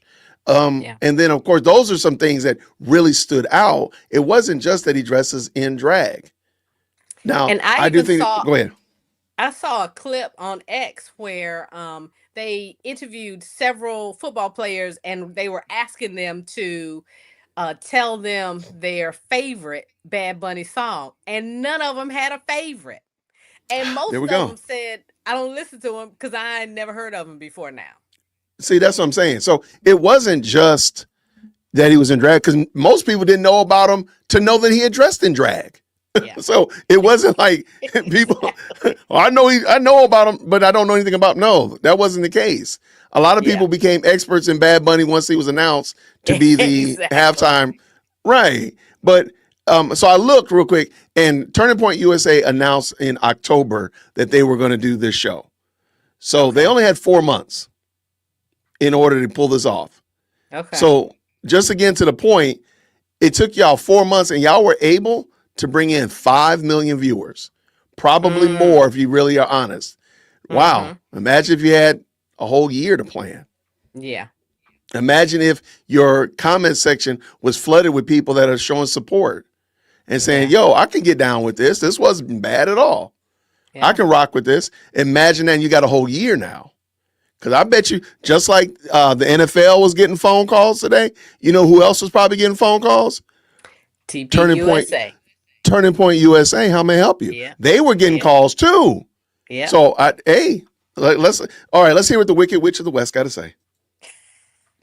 People all across the political sphere on the Republican side were tweeting about, hey, turn your TV off. No, nobody turned their TV off. We can say no one did that. Actually, the numbers jumped. Okay, but this was their reason that they went into this. Now, Bad Bunny did not, in fact, wear a dress at the Super Bowl. He didn't, which, like I said, I'm very against that. I don't think we should be intentionally emasculating men. So that leaves us with Turning Point USA's performance. Now, we should be clear, it was a pre-record. Okay, so Bad Bunny was performing live, Turning Point USA pre-recorded, I think, a couple of weeks ago. And so they had time to edit and to present this. Now, I'm going to park aside the artists who actually performed. Kid Rock, Lee Bryce. I actually want to be clear, I love Lee Bryce's music. I went to a Lee Bryce concert here in town. So this is not meant to be a commentary on them, but rather at the audacity of what Turning Point USA did as an organization. Turning Point USA is effective. There you go. There you go. How dare they? Because again, she expected Turning Point to shrivel up and die. And Turning Point effectively told her, well, we're not going anywhere. Yeah. We're good. So now she's got to notice they're pre-recorded. Candace, shh, thou dost protest too much. Yeah. Right? Right. We don't, you protest a little bit too much, young lady. We know about pre-record. So that's it. So let's hear what she says, and she has the pros and cons. Let's hear. Actively now running Kamala Harris's presidential campaign. Okay. No Democrat voted for Kamala Harris, voted for Biden. And then they just said, here, now you get Kamala and we're running her against Donald Trump. But Democrats had to accept that because the DNC machine just had so much money and they're like, we're just going to make her a thing. That's it. And they ignored the true metrics and just said, this is it. And then they acted aghast and shocked when Kamala Harris did not win.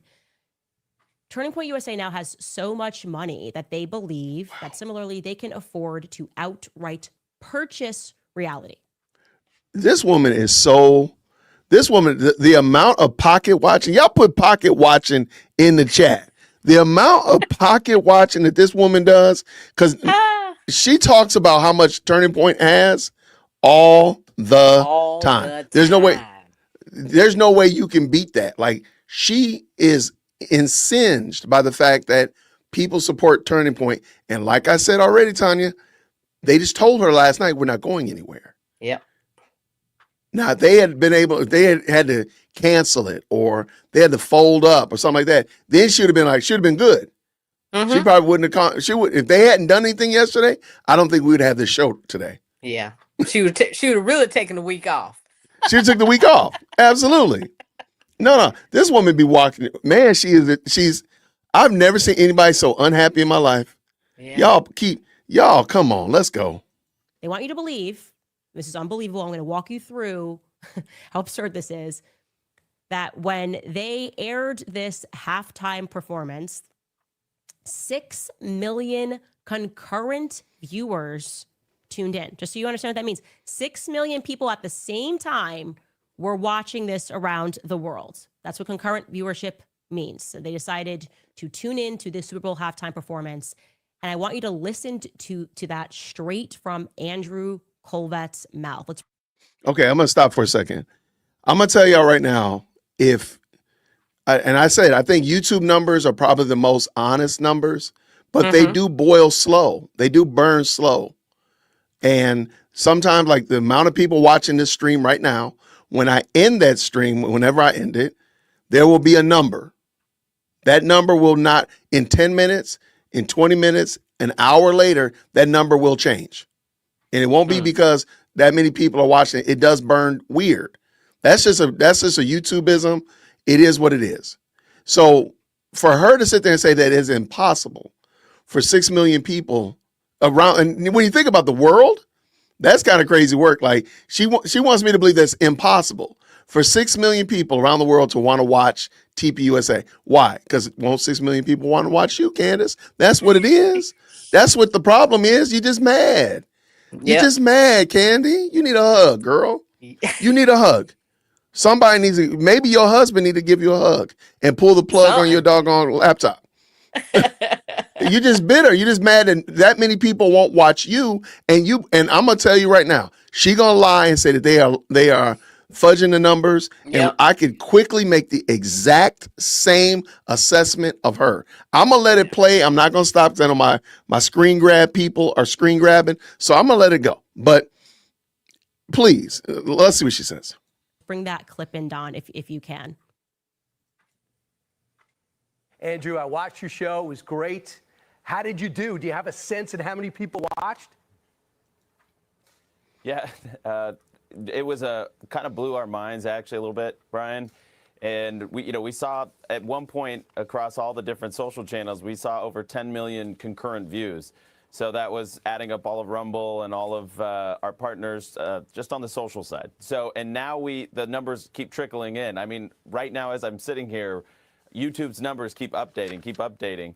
And so we're trying to put it all together. What I can safely say is that we are now over 20 million viewers across just social. So we haven't even gotten our partner broadcasters, their analytics. As you know, sometimes the ratings take a little while, but that's 20 million viewers. And we don't know how many people were gathered together, 3, 4, 10 in a room watching together. So we're going to try and put a final number on that when we can. What we can safely say is over 20 million Americans tuned in to the All-American Halftime Show tonight.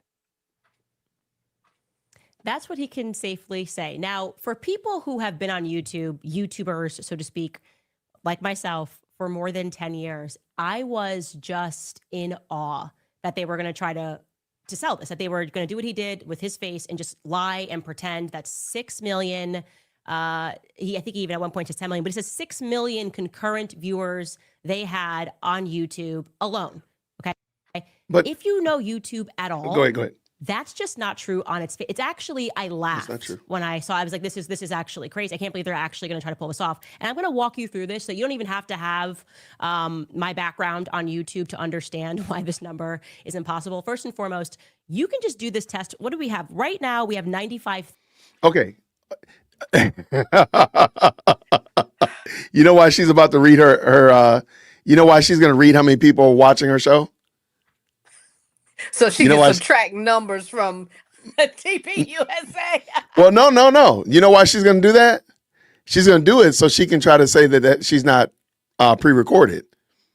I keep telling people, she keeps doing things to try to prove that she's not pre-recorded. The problem is the number that she's going to give is not going to be right because I'm looking at her stream right here. There's more people than what she's about to say. So that's she's only giving up that she's only proving my point.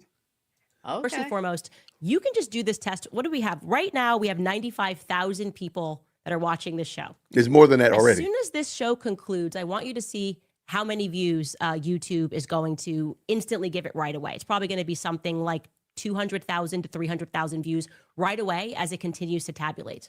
This is a screenshot of their viewership after 6 million people tuned in concurrently. Hold on. At the exact same time. So that was 6 million people watching, like we have 95,000 people watching right now on YouTube. As soon as they finished, look at that 5,839 views. Okay. Do you see the problem on this? Like this is where the greed aspect, this is her Nebuchadnezzar type of moments. Do you see the problem with these numbers, y'all? Do you see it, Tanya? Yeah. What do you see? What's the problem? So I'm looking at this. Now this has to only be from what, X maybe? No, this is YouTube. That's a YouTube, whatchamacallit. This is YouTube? Yep, Okay. this is YouTube. Uh-huh. And do you see the problem? I can't see the exact number on there. Let me see if I can. I'm not wearing I don't want glasses. to. No problem. So the number of views is 5,839. Okay. The number of likes is 667,000. And the number of comments is 175. Do you see what the problem is? The views don't match the thumbs up. Exactly. So therefore, and please understand, you have to have a physical touching of the button to get the thumbs up. So at least 600,000 people hit the thumbs up button. Yep. So that means that this number isn't boiled. I told you, it takes a while sometimes for the YouTube. This number right here will have you depressed. Yeah. Okay. There have been many a night I'm looking at these YouTube numbers. I'm like, Lord, I'm just gonna go to bed. I wake up in the morning like, oh, hallelujah, a new day is here. These numbers will have you absolutely depressed. But see, she doesn't know that because she wants y'all to look at TPUSA like they would literally scam YouTube. I pray that everybody lets YouTube know what she's saying. With 175 comments, that is an impossible No, metric. it's not. But 667,000 likes. This is made up. But it's not. Like I said, maybe you're not familiar with how YouTube works. So allow me to present it to you another way, so you can really drill into your head how despicable this organization has become, and there's just no association with the truth. So I'm going to present to you now the official list of the top YouTube streams based off of concurrent viewership. We're going to go through this list so that you fully appreciate what you are being asked to believe. Everything is a rich man's trick. That's what's happening right now. This is the highest live concurrent viewers on YouTube. These were the events. Number one was in India. That is a nation of 1.5 billion people. They had a moon mission, and 8 million people in India tuned into it. That is believable, okay? Turning Point wants you to believe that they're number 2 now, okay? The next 2 through 20 are all proper football, meaning soccer in America, events. You can see it's the World Cup, which is the biggest sport in the world. And when people streamed it, it looks like the 2022 World Cup comes into the second spot, Brazil versus Croatia. When it was streamed on YouTube, 6.1 million people tuned in. Again, this is the biggest sport in the world, soccer. They're trying to tell us that football, which only has a hold in America, this is a sport literally for America, and then Turning Point USA comes and they divide the fans by saying, we're doing just a conservative halftime sport, so they even halved their potential to appeal to half of the football, people that are watching football. And then on top of that, the people who are divided because they just don't like what Turning Point USA has become since Charlie was assassinated, and that their loose association, their loose relationship with the truth since Charlie was assassinated. They want you to believe that in spite of all of that, they are now, they're number 2. They broke the record. So bye-bye football around the world. It's now Turning Point USA. 6. So, all right, there we go. Candace said it, man, Tanya. Candace said it. So it just can't be. I'm sorry. I can see 15 different problems with her logic there. Yeah. But go ahead. This girl is delusional.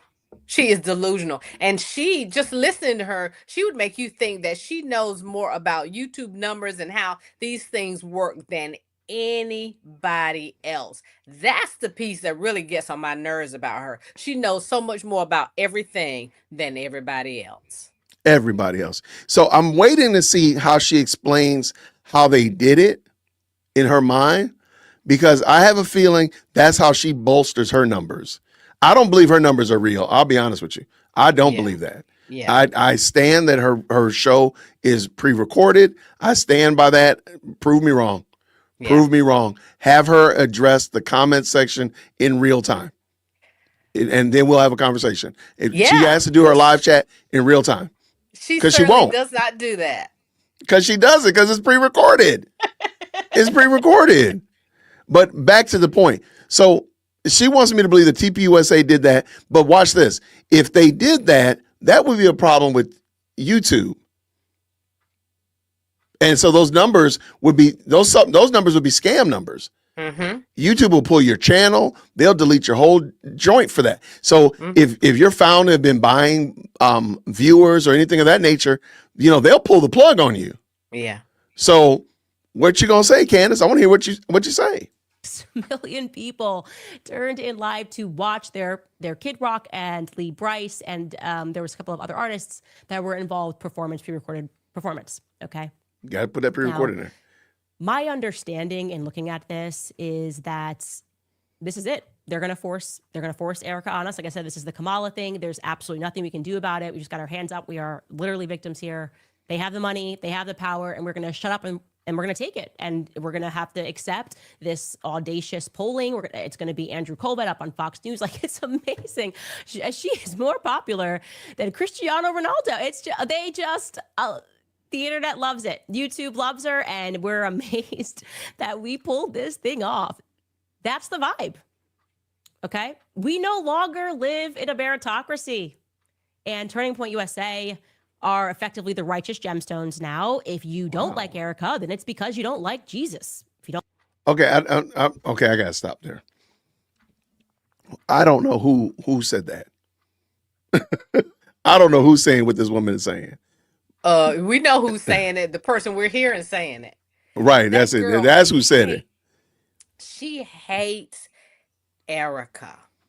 I no argument for me. Jealous of Erica. Yeah. Yeah. This is some wild work. All right, let's keep this game. Yeah, this is going to be wild. But I also want to point out something here. Notice she did not say anything good about TPUSA. She's literally only been dunking on them. She told you some good things about Bad Bunny and the official halftime show. She told you some cons. Yeah. She's only been telling us the cons. That they swindled the numbers. Now, she didn't say that they swindled the Super Bowl numbers by any chance. Nope. She didn't say that. But they only swindled this. Just something. And she also wanted to make sure that, hey, you know, they went up in viewership during the halftime show, not down, which I don't believe that's true. But I digress. All right, let's bring it back. Let's go. Shout out. Let's go. Don't like what Turning Point's become. It's because you do not like Jesus. This is our new purchased reality. And I want to really drive this point home to you. I can't even think of how many times I could underscore how absurd what they presented here is. And as a YouTuber, this offends me. People who actually put in hard work, try to produce a show, you should be offended by this. Okay. I would guess that the most authentically watched event for Turning Point USA's YouTube page happened right after Charlie Kirk got assassinated. Remember, Erica first addressed the nation, and she did this in Charlie's studio. Everyone was rooting for her in this moment, waiting to see what she was going to say as the widow. If you go online right now, her address as a widow to the nation has 4.1 million views on Charlie Kirk's YouTube channel. It also has 36,000 comments. Okay, so 4 million views, 36,000 comments. If you know YouTube, that's right. They didn't fake that. That's real. I want you to compare that to the Turning Point halftime show, which, just like Biden's vote in 2020 when we slept, a bunch of more views came in on YouTube. They were like, people were like, I love it even more in the middle of the night. That now has over 20 million views. And yet, only 46,000 comments. It's impossible. It's literally made up. Like I said, you know that the Erica address is an authentic representation of views because of the views to comments ratio. I'll give you an example. My last episode, The Letter to Erica on YouTube, that got 3.1 million views. It has 28,000 comments. So almost too close for a 20 million view video. Now, why does this actually matter? Why am I spending time speaking? Because you're a nasty, wicked woman. Yeah. I'll tell you this real quick. Okay, this is not a trick question. Where do most people watch the Super Bowl? Where in their homes or their domiciles? Where do most people watch the Super Bowl? In the living room, in the family room, in the living room, in the family room, right? Where you can hold more people, yeah. Right. And that's probably where the big TV is, that's where the projector is, whatever like that. Most people have complained, and I've complained about it, that when you watch TV or watch YouTube on the big screen, it's almost impossible to hit the like button. Yeah. So if I'm watching it on my big screen in my living room, guess what I'm doing? I'm just watching it.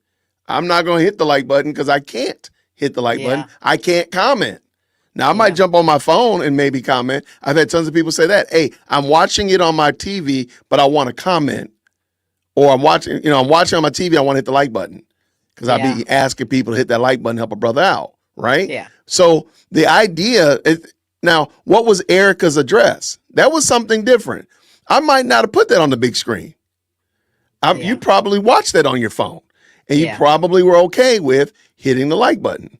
See, but this is the thing, because Candace doesn't extend grace, you have to be the worst people on the planet. You got to be. So now you cheating on YouTube. You're cheating on your taxes. You're cheating on the double stars at Starbucks. Everything. You're just dirty. You're just low down dirty, good for nothing. No matter what, you just low down. You're cheating all the time. You don't even rewind your DVDs. I mean your CDs and DVR. What are those things called? VCRs. We take them back to Blockbuster. Nothing. They're just terrible people. They're horrible. They'd be parked in the handicap spot at the Walmart. They're just terrible. And no matter what. So that's all she's doing. Yeah. All right, let's keep this going. Oh my gosh. To you about this because it is such a perfect analogy for what this organization has become. Wealthy, corrupt, and dishonest. Just to our faces. It is to me so reminiscent of everything Tucker said when he got onto stage at SAS, when the Jewish donors got angry, when he questioned exactly where this money is coming from, how these people are becoming billionaires. People that are not impressive, that are not smart, are suddenly, we just learned that they're billionaires. Money is being thrown at them. And there are people who are smarter than them, who work harder than them. And he is essentially saying, we no longer live in a meritocracy. This is just a fiction, a total fiction. And I also want to stress here that what upsets me about it is it's exactly everything that Charlie Kirk hated. When we were hitting the ground, we were talking about the need for free markets. This is not an example of the free markets. This is an example of crony capitalism.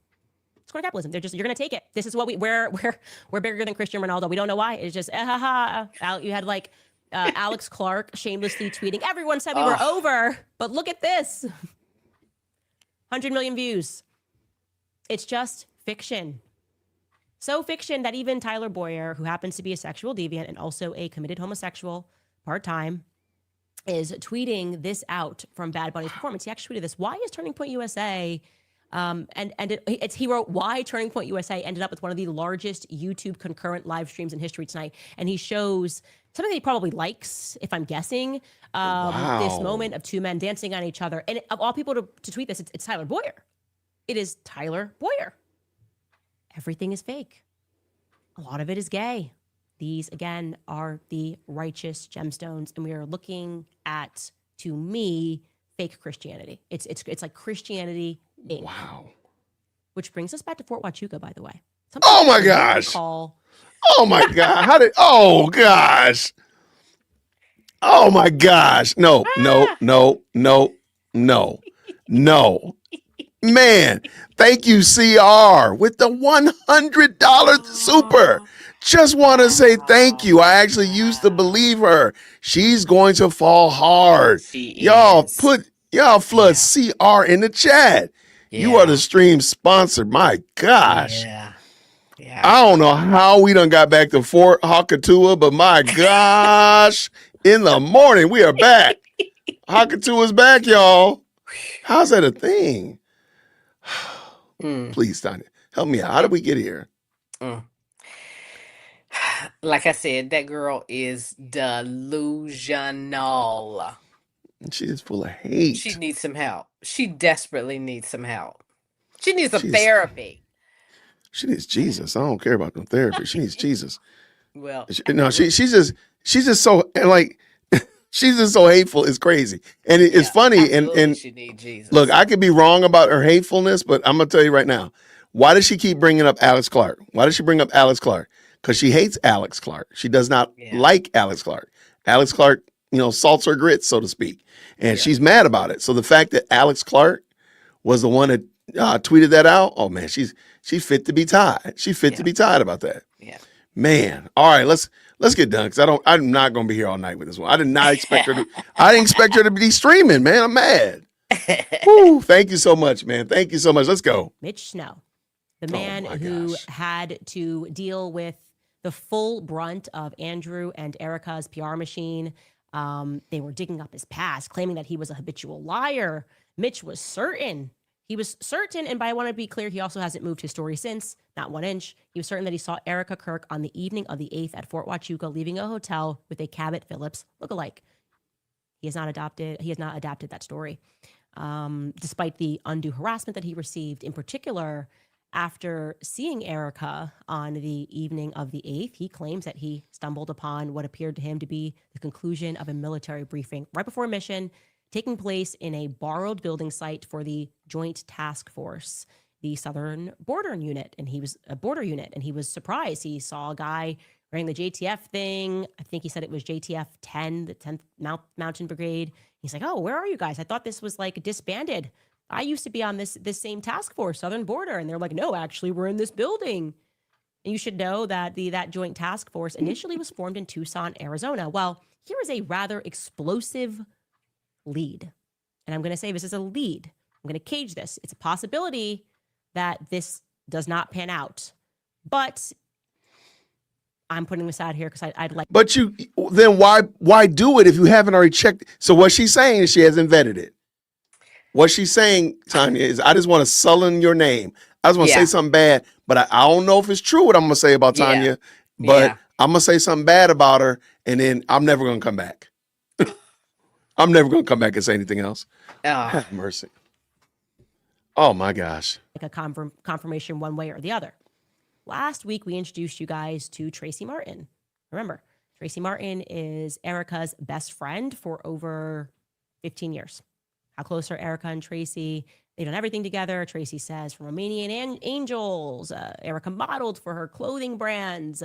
All of it. These two and their families are close. She's also close to Lori, and she's close to Erica's stepfather's family, if pictures are telling us the right story. And I told you guys last week that I was having trouble learning anything about Tracy's husband, a man named Thomas Martin. It was unusual to me. He's got quite a build. He looks kind of military-esque to me, but they are also involved in fitness. They ran gyms. Well, we received this interesting tip, and I'm going to again stress that it is just a tip at this moment, but it's potentially explosive. What does a tip mean? What's the tip mean? That means she doesn't have any facts. This is rumor, speculation, and she's out here spreading it in these streets. Just straight gossip. I'm about to gossip. That's all it is. I'm about to gossip, y'all, and I'm going to sullen her name, but I'm going to just throw it. I'm going to just do this. This woman is evil. There is a director of U.S. Border Patrol, also chief of staff of the Southern Command in Tucson, named Thomas Martin. He's been based in Tucson, Arizona since at least the 80s when he was just an agent down at the border. And he has steadily climbed up the ladder. But this particular Thomas Martin has gone through great lengths to completely wipe his public presence. I'm going to show you what's left of the LinkedIn link. You can actually click it. You can see it says Thomas Martin, Director, U.S. Border Patrol, experience, location, Greater Tucson area. Okay, we click that. That just is disappeared. Okay. Same, looking at Zoom info, we were again able to find this sort of relic. We found that he was Deputy Chief Patrol Agent at the Department of Homeland Security. The Department of Homeland Security, for which we know Erica Kirk's mother also is involved, extensive contracts with the Department of Homeland Security. Says that he's been in Customs and Border Protection for 9 years. I'm assuming that's going to continue with the Department of Homeland Security. But again, we don't know because this has been wiped. Okay. And so I started crawling through some newspapers, trying to find this person's face. Interestingly enough, we know, like I said, he's been stationed in Tucson, Arizona. So I would love to know, Tanya, what do you think this has to do with Charlie Kirk's death? This has absolutely nothing to do with his death. But let me say this. Go ahead. Because I'm thinking about this as I'm listening to her drag Erica's best friend into this. Mm-hmm. So basically, nobody is safe. If you know Erica in any form, you are subject to Candace's wrath. That's crazy work. And what does this have to do with anything? Yeah. What does this got to do with anything? That's crazy. That is insane. But she going to keep going, so let's let her go. That Thomas Martin on Border Patrol, at least since 1985, we know this because he was actually mentioned in a lawsuit as a young agent, and the content of this lawsuit is impressive. This is an old newspaper article, again, from October 21st, 1985. It appeared in the Times-Union, and it says the sanctuary movement is on trial. It tells us the story of this guy who picked up a hitchhiker, and there a movement was born and to begin smuggling humans across the border and hiding them into churches. I kid you not. I kid you not. It tells us that these pastors, as well as priests, were working together. Southside Presbyterian Church, 2 Roman Catholic priests, a nun, and 6 church lay workers were all going on trial in Tucson for concealing illegal aliens. And this nice mention that we get of Thomas Martin, we learn that Agent Thomas Martin of the Border Patrol was writing to his superiors. Essentially, the argument that he's making is we shouldn't invade these churches, because then it's going to become a talking point that, oh, look at the big bad, ICE agents that are invading churches, and we shouldn't do that. So I'm going to direct quote, because he testified. So does she know that this is the husband of the woman that she's trying to drag? She doesn't know that. She doesn't know that this is the husband or not. Mm-hmm. It could be a talk. Now, and before you jump and say that, oh, Jason, you just being mean, remember what she did with that senator that allegedly Mitch Snow saw. And he was in D.C. He was not there. And Mitch Snow was wrong. Mm-hmm. Remember the man that she listed last week? She just named the guy's name out there, and she had mispronounced it or misspelled it or whatever. It wasn't the guy. So she has a pretty nice track record of being wrong. Mm-hmm. Now, mind you, we can bring up Egyptian planes if we want to talk about something that she did wrong. But why are you believing her? Why do you believe her? So This is great. And of course, throwing ice into the thing. Why? Because it's in the conversation. Yeah.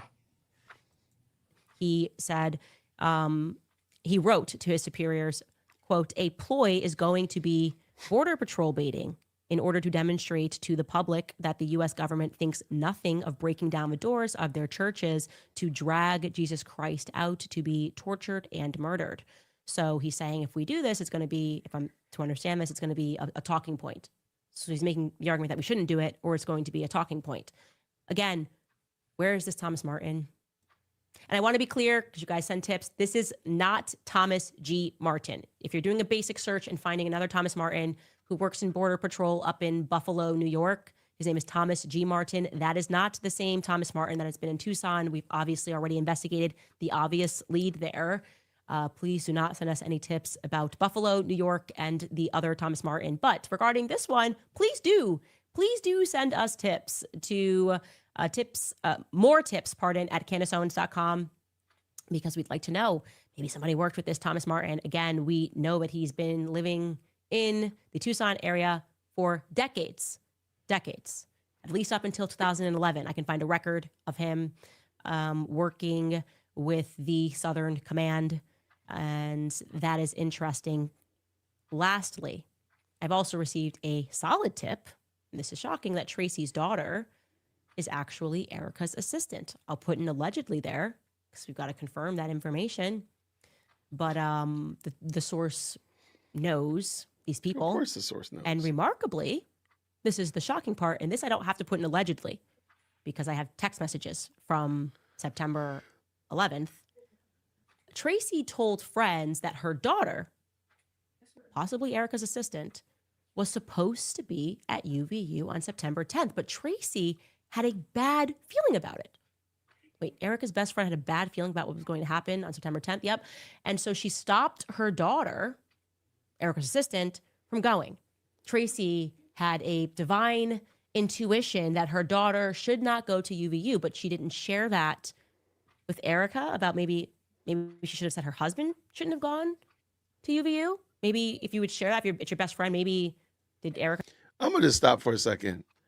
I'm going to just say that this whole story is made up unless Candace gives real proof and evidence that people can see. Because you do realize that nothing that we know has been corroborated by anything hard facts. Like, again, that newspaper article, we don't know that that's the husband. Yeah. We don't know that. In this whole conversation, we don't know that anybody said this. She just says, we have the text messages. We don't have them. Like, put them on the screen. And she never, I was just going to say, she never shows them. No, you're just saying that. We don't have them. And see, the problem is Cantifa will believe this is a problem that they have. They will sit here and come over here on the Lord's internet and say, well, Candace shows facts. And I'm like, well, what did she show? Well, she said this, that, and the third. Well, what did she show is my question I ask. They won't do that.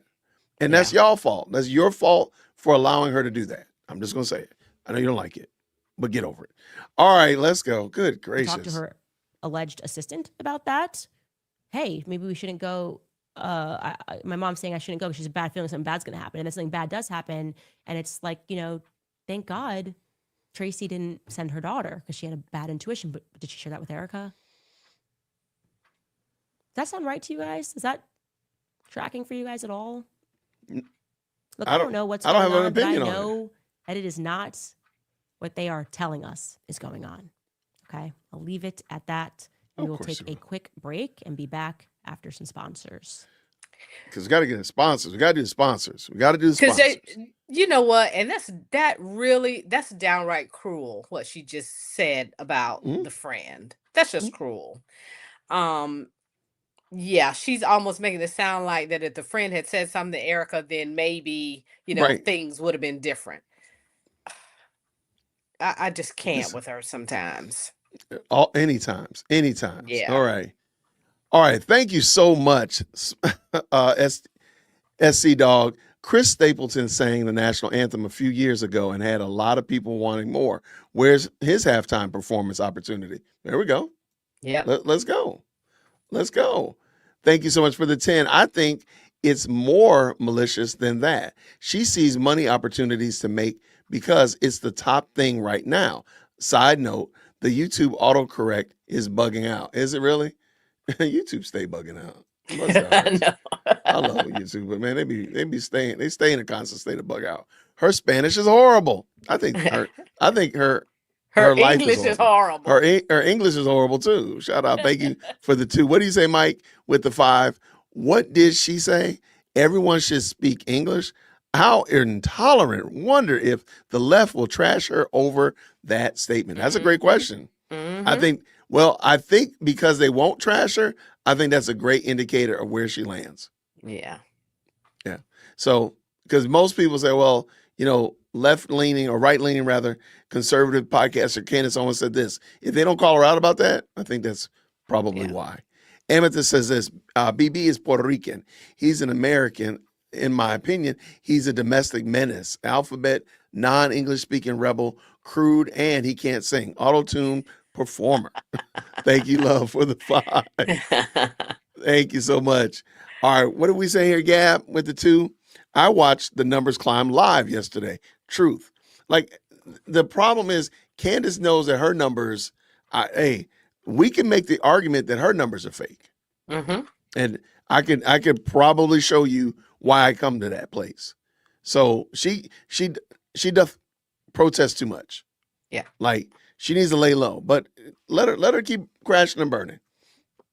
Thank you so much for the 2. Thought this Candace free live feed. She's here. Oh, come on. Like, see how you drew us in, Jason? See, I tricked you. It was a trick. It was a trick. The bunny boiler is crashing out. MT said, thank you for the 2. That's funny. The bunny boiler, Bad Bunny. Okay, never mind. All right. Psycho Bunny. All right. What did we say here with the 5? Even Milo admitted he got it wrong, but she's still pushing it. That is true. Milo, whatever his name is, he was the one that did that screenshot that she was looking at. And then the numbers did start percolating. But Candace doesn't care. Candace will show, look, she'll show some numbers from 10 years ago if she could get away with it. If she could, she would get away. Look, she is going to do whatever she can to drag these people. I mean, she's literally put out this man's name and told her sycophants to go search him up. Yeah. Like, that's crazy work. Yeah. She can only convince her small audience, not the millions more that watch the event. Thank you, Greg, with the 5. This is where the jealousy seeps in. This is where the envy, the green-eyed monster, enters the chat because she's mad she can't do this.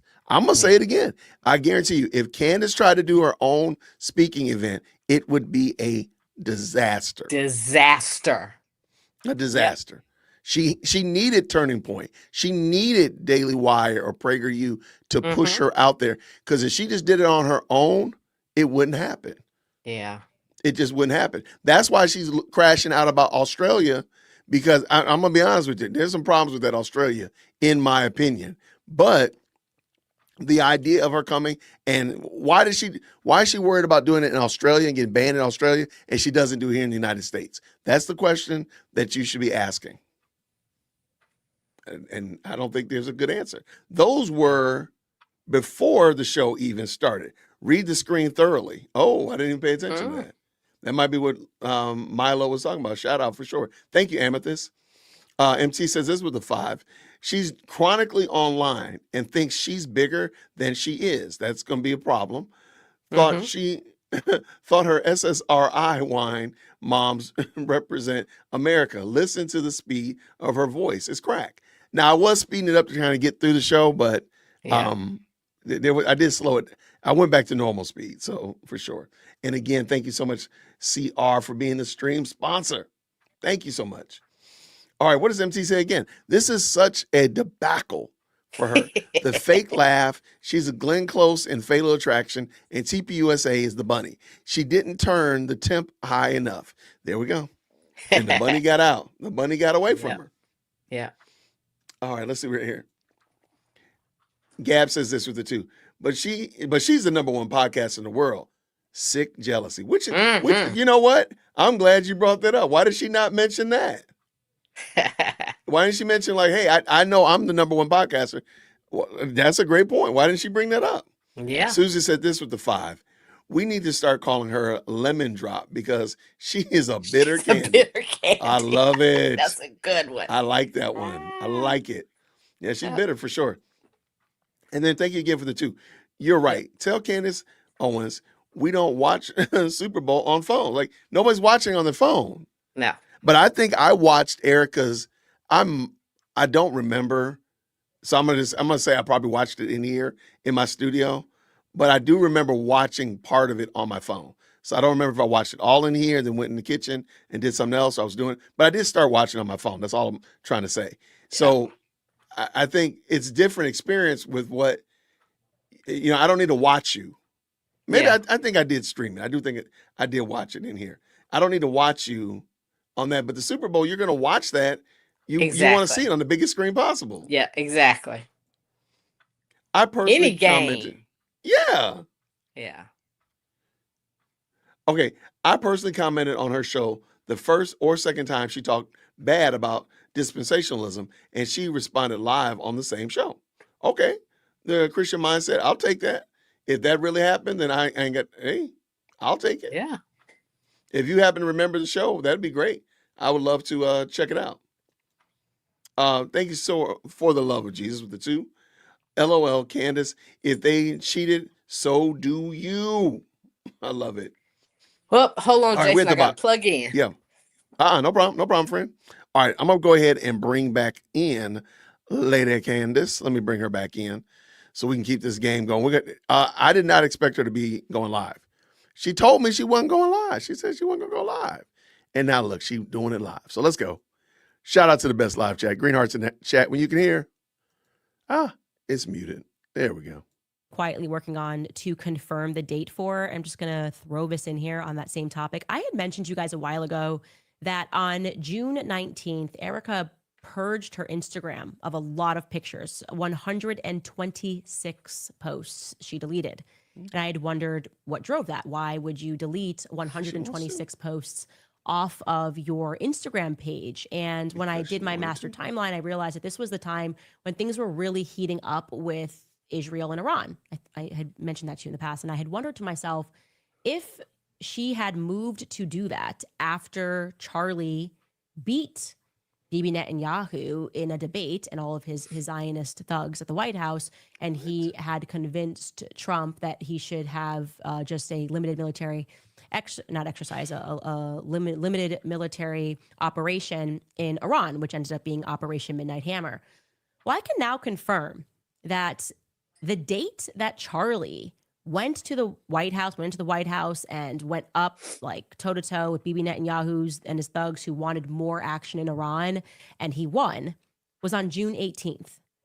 So to make that very clear, on June 18th, Charlie goes head to head with the Zionists and Bibi Netanyahu, who are trying to convince Trump that there needs to be more action in Iran, that America should get behind. Obviously, Charlie's in there showing like the base is going to hate this. Don't do that. That's a very bad idea. And Charlie wins. Tucker spoke about that. You can go find the clips of Tucker speaking about the fact that Charlie spoke up for America, really spoke up for Americans and said, don't do this. You know, you promised no wars. Keep this as a limited operation. That's June 18th. The very next day on June 19th, Erica purges her Instagram. She deletes 126 posts. I had wondered if that was the way it went, that Charlie pissed off Bibi and then Erica purged her Instagram. I don't know what to make of that, but I wanted to give you guys that data point, which is from our master timeline. But it's irrelevant. This is the thing. Like, Cantifa, y'all come up here. Make sure y'all get up here to the front of the church. She thinks y'all are dumb. She just puts something out there, throws something out there for y'all to run with. Mm-hmm. She cleaned her social media. What's that got to do with anything?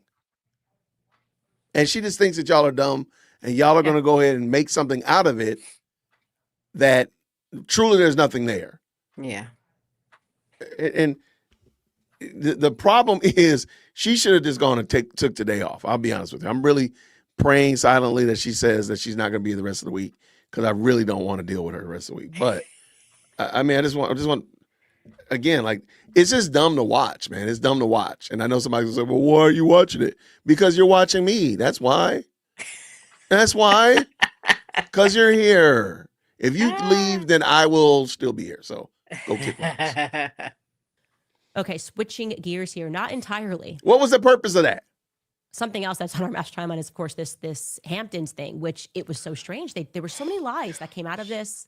Me, also credit to Max Blumenthal, broke this story that Charlie had this, as we had described it, a very heated confrontation, and he was being pushed by Zionists about his shifting support for Israel. They all came out and gave these clean, buttoned-up statements saying that. So I really believe what's happening is she's trying to really rally her base, because she realizes that they're not rocking with her stories.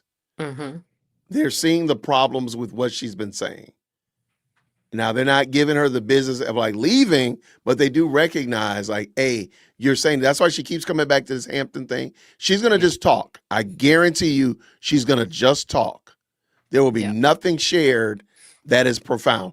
And you can say I'm wrong, but I'm going to ask you a question. What did she show you about those 120 Instagram posts that Erica allegedly deleted?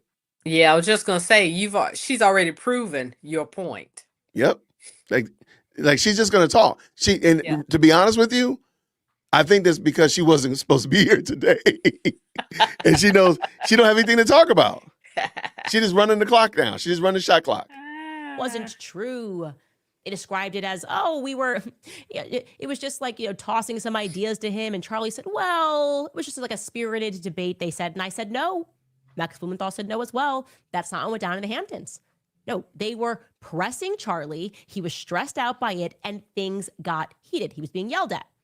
They always disputed this narrative. Well, enter in this hero, Carrie Prejean Bowler, and she is Catholic. I'm going to state that because it's just Catholic ganging right now. This morning, there was a Religious Liberty Commission hearing on anti-Semitism, and Seth Dillon gets up there of the Babylon Bee. He was the chief. Him and Natasha were the chiefs of pressing Charlie in the Hamptons, okay? And Seth Dillon's just supposed to be the funny guy testifying from the Babylon Bee about the rise of anti-Semitism and what are we going to do? And Carrie took it as an opportunity, since he's under oath. When you testify, you're actually under oath, to ask him about a variety of topics. First and foremost, she presses him because he was also one of the chiefs of Christ is King is anti-Semitic. And she questions him on that perspective. Let's take a listen to what she had to say. On their social media platform, would you label that an anti-Semitic if you're looking into the context of what they're saying, or if they just say it, Christ is King. Like, it could be. why You are we have to analyzing that? look at the context. Yeah. But I would say that's anti-Christian if you're analyzing why I'm saying Christ is King. No, saying the phrase Jesus Christ is not taking the Lord's name in vain unless you're doing it in a certain context, right? There's context matters. Yeah, so going back to Candace Owens, yeah. when she worked for Daily Wire, your friend Ben fired her because she said Christ is King. And I never said that what she said was anti-Semitic. Okay, but you're calling her an anti-Semite. Oh, yes, because she said way worse than that. Okay, let's move on, because everyone seems to be obsessed Well- with Candace. My last question, why were you at the Hamptons? Can just real quick? Why were you at the Hamptons? Do you think that anything Candace has said is anti-Semitic? No, I don't. Okay. Nothing, ever. That's interesting. Okay. I mean, I listen to her daily. You should and look up more of I haven't her heard one statements. thing out of her mouth that I would say is anti-Semitic. That sounds so much like Megyn Kelly, and the fact that she's blonde and kind of looks like Megyn is staggering. Like, that sounds like Megyn all day. That's exactly what Megyn said. And I'm sorry, Seth, and I don't. Seth is Jewish. Am I right? Do you know? I don't know. I think he is. My point is, why not tell her? Well, he probably wouldn't make this argument. I would make the argument that people saying Christ is King, the reason it's anti-Semitic is because the people that are saying Christ is King, Christ is not their king. There's the problem. They're just making it. They're doing it to spite somebody. Yeah. That's it. It is just like Big Mama at Thanksgiving saying, baby, where your husband at? And you know that they dealing with something. That's all it is. It's just being messy. That's all it is. And so no, it's the exact same thing. Like, baby, go get your uncle some food. Oh, that's right. He ain't even here. She's being messy. Yeah. And that's all it is. And I'm sorry, I wish she would ask me that question. I'll tell her. It's just dripping off of him, like the evil, the dishonesty. He then goes on to say a bunch of things that I never, ever, ever said, of course, because they have to just make things up. And What he are the doesn't know. She things? now says outwardly what she thinks about Jews, and there's no separation between Zionists and Jews. Yes, there is. Half the time I'm attacking these Christian Zionists for the exact same reason, where they're trying to sell to us racial. Why don't you show us what he said? And then we can go back and run it back and find it. That's just adorable that she doesn't show you what he said. Oh my gosh. Okay. I've been trying not to screenshot, but this one right here has got to be screenshotted. Okay. I'm sorry. Supremacy, which is really just Israeli supremacy, right? And telling us that if we don't worship Israel, it's problematic. And gratefully, she gets up and she calls him on that. She's like, what are you even speaking about? And so then she, as you see, she's kind of setting the groundwork for, she decides to move to the topic of the Hamptons. And here is what Seth Dillon had to say. The Hamptons meeting was a retreat called by Charlie. It was. I don't know if many of you are familiar with this. I'll give you a little context, but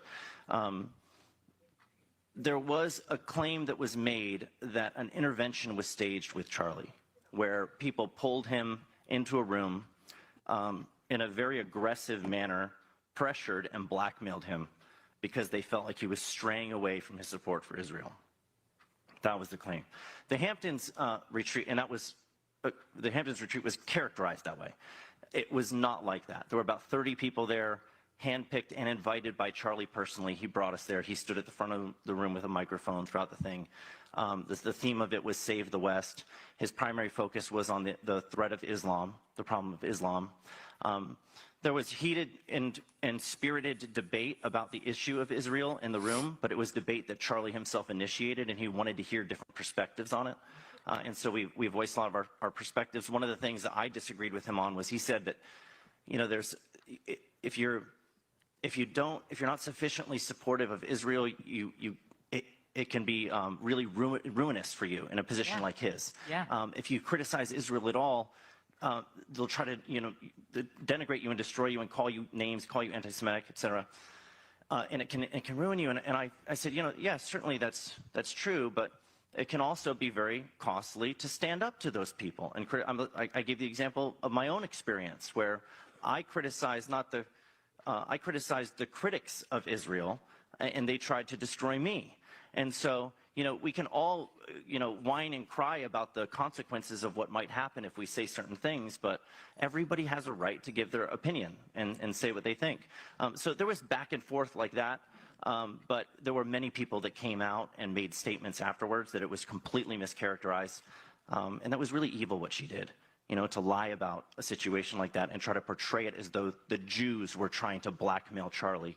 That resulted in death threats. She never said She that. absolutely said that. No, she didn't. She put my face on a movie poster for I Know What You Did Last Summer, suggesting that I had a role in his murder. Like I played a role in his murder. That's why someone tried to kill me and my family and got arrested in Texas. Okay, so go ahead, Tanya. You about to say something? She's blamed everybody for Charlie's murder. So Everybody. it's not hard to believe that she blames Seth. Come on, man. What's wrong with that lady? Watch this.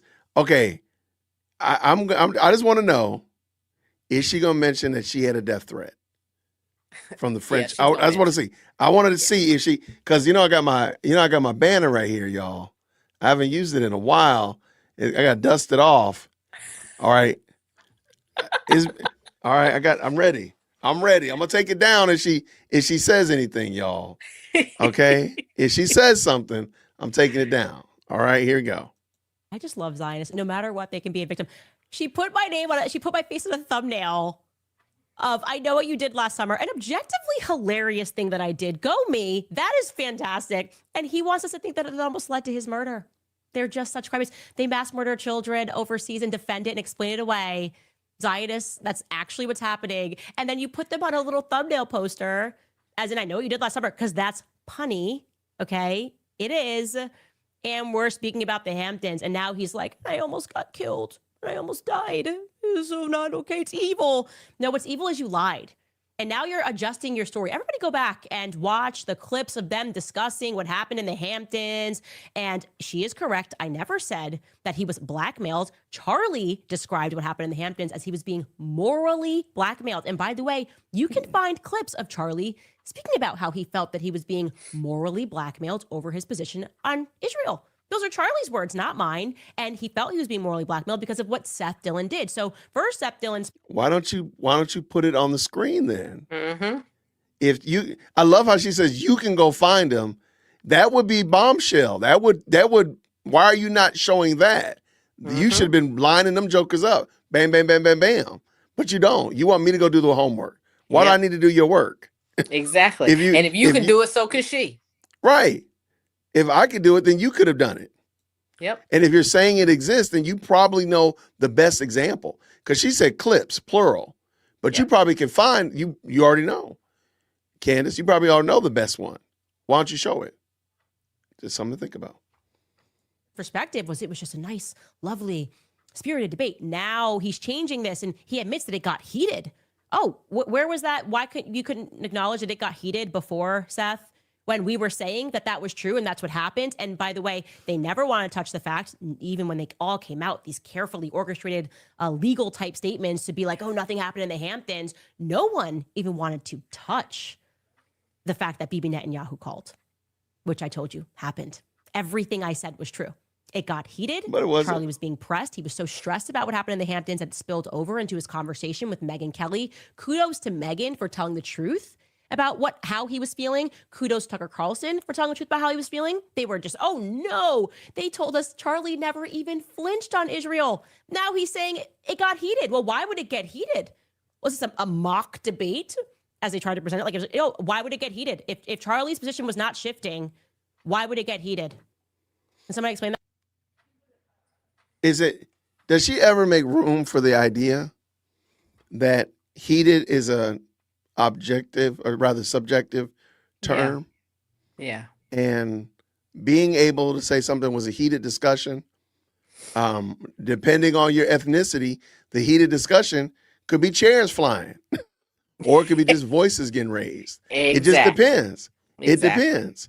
So again, like, what does this mean? Like, she's going to try her very best, even though we know that Charlie spoke against Islam. They're not going to catch any smoke. We know Charlie Kirk spoke down against the Alphabet Mafia. They're not going to get any. Antifa, none at all. The left, none at all. She really wants us to believe that people that benefited the most from Charlie Kirk's life wanted to end his life. And the people who benefited the most from his deletion didn't do it. That's what she wants you to believe if you are a Cantifa supporter. She wants you to believe that the right benefited more than the left. Yeah. That's what she wants you to believe. You put that in your pipe and you smoke it and you make that work because that's stupid. Yep. That to me. If he just got heated about how much he loved Israel in the room. He's like, I'm just so angry that people don't get how much I love it. I love it. And Seth was like, I know. Ah! And they got angry and heated because they both just loved Israel. That's what they wanted us to believe. It is obnoxious. They lie, but they feel So nothing are when they you. lie. Okay? Just like Josh Hammer, that is Seth Dillon. They all lied about what happened in the Hamptons. It was heated. Charlie was pressed. I said that factually because I had eyewitness reports of exactly what happened. Why don't you show us the eyewitness report? At some point, Cantifa, you're going to have to ask her to, okay, fine. So we can shut up the right. Show us this eyewitness report. Where did it come from? Who is it? And how did they convey that to you? That's what needs to happen. Because the right doesn't have a problem. What is it? Xavier and I think Riley Gaines and several other content creators have come out and said, look, I was there, and they gave their story. Yeah. But your people don't seem to want to come out and tell their story. That's all I'm saying. All right, let's keep this going. We're almost done. Praise the And Lord. it is a fact. Bibi Netanyahu called. Erica says he didn't offer to take Turning Point to the next level. Okay, Erica. Andrew Colvett says that he did offer to take Turning Point to the next level, and now he wants to go back and not address that point again because everything I told you was true. Charlie said on Bibi Netanyahu, he didn't even want Bibi Netanyahu on his radio show. He was so done with Israel. Anybody care to fact check that? Did Bibi Netanyahu reach out to go on Charlie's podcast when he was doing the podcast rounds in July or August, whenever it was? The answer is, I'm telling the truth. I got a question. When was the last time Charlie Kirk had Candace Owens on his podcast? That's a good question. Since they were such in love, they were best buds, Yeah. Tanya. Then can somebody show me when Candace Owens was on the Charlie Kirk podcast? Yeah. I just want to know. Yeah. And we can even move up. When was Charlie Kirk on this show? When? If they were best buds and everything's fine and dandy, when was Charlie Kirk on the Candace Owens podcast? Not on the Daily Wires, not on PragerU's, but in this studio that we're on right now. When? That's my question. And when did he ever have Candace Owens on the Charlie Kirk podcast? Yeah. And I know somebody's going to shoot me an email or text or whatever. So if you do find it, please let me know. But this is where I'm going to be at right now. I'm going to say it was never. Yeah. But they were best friends. They were thick as thieves, Tanya. They were road dogs. They hung out. Yeah. She was a Mason of, and by the way, I heard her today. She fessed up that she was an employee and she was not a quote unquote founding member of TPUSA. But go ahead. Ah. I heard her today. I was just going to say, too, that I've heard her talk more about her friendship with Kanye before Charlie's death than I did her talking about her friendship with Charlie. I think maybe there's something there. Maybe there's something there. More tips at moretips.com or whatever. I don't know. Go buy a hoodie. Buy a hoodie. Okay. I am telling the truth. And the only reason they are lying about this, in my view, is because you only lie when you have something to hide. And it feels like motive. It feels like motive. They're protecting Bibi and they're protecting this narrative because there's a motive. Otherwise, you just say, yeah, I got into an argument with him. Kind of sucked. I wish that wasn't the last time I saw him. If you were an honest person and you had nothing to hide, that's what you would say. I'd say, man, I really regret that those are my last words to him. Life is short. It was so stupid. I don't even really care about his opinion on Israel anymore, man. I just feel terrible. Nope. They all said, Candace is a liar. And now we're slowly getting the truth about what got heated, what they were discussing. Charlie feeling, as he even describes it, morally blackmailed, telling him, that it's ruinous. If you say anything about Israel, it's suddenly ruinous to your career. And Seth was fired up. Not Josh Hammer, I will say. It wasn't Josh Hammer that got all fired up in that room. It was Seth. And Seth, you just look like a liar. I just want you to know that. You just like your whole presence there. If you guys go back and watch it, the way he's like stumbling over his word, he's just lying. He just is lying. And I like the nice little touch of the Babylon Bee, because now that we're getting into your true guiding theology, which is not Judaism, by the way, it makes perfect sense. You are not the funny guy at all.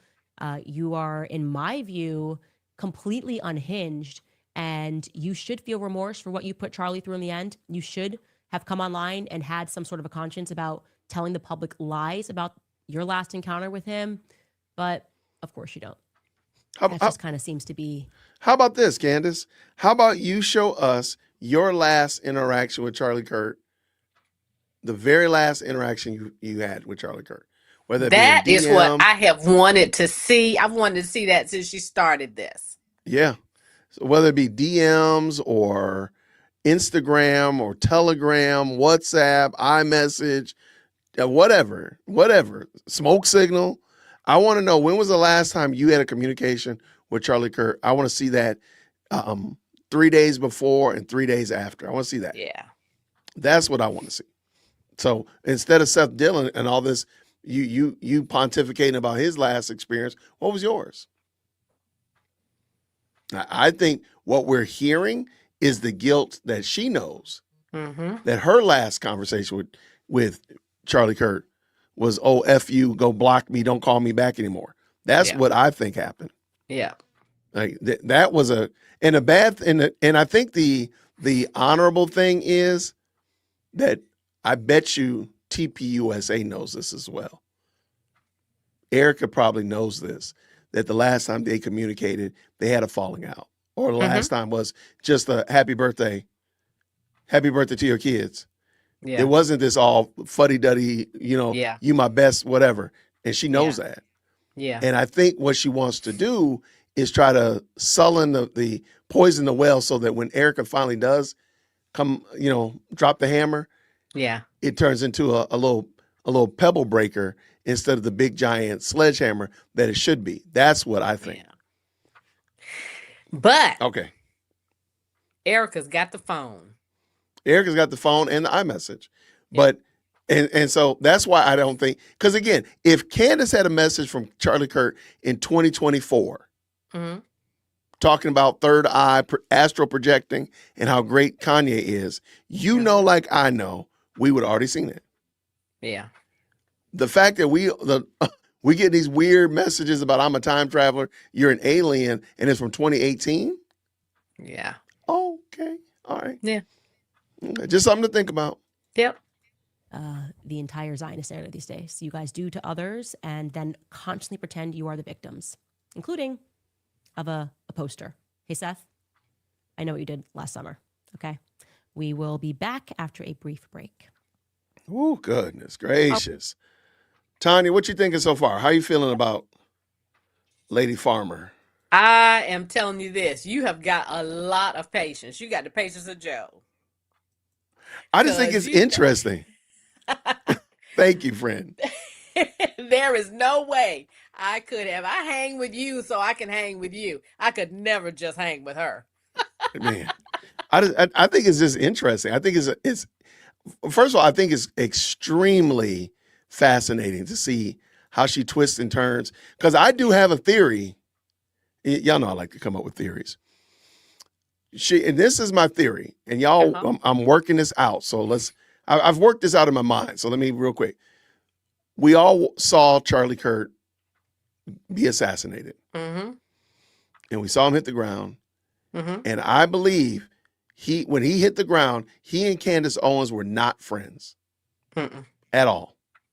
They had cut ties, and he just didn't do what he should have done, which is publicly denounced her. But they were not friends. Yeah. She knows that she could jump into this as quick as possible and start to shift this narrative that, they're the best friends, and she knows all these ins and outs and all this stuff. And if you notice, a lot of her story is just she's just crafting it. There's Yeah. no evidence to this. Yeah.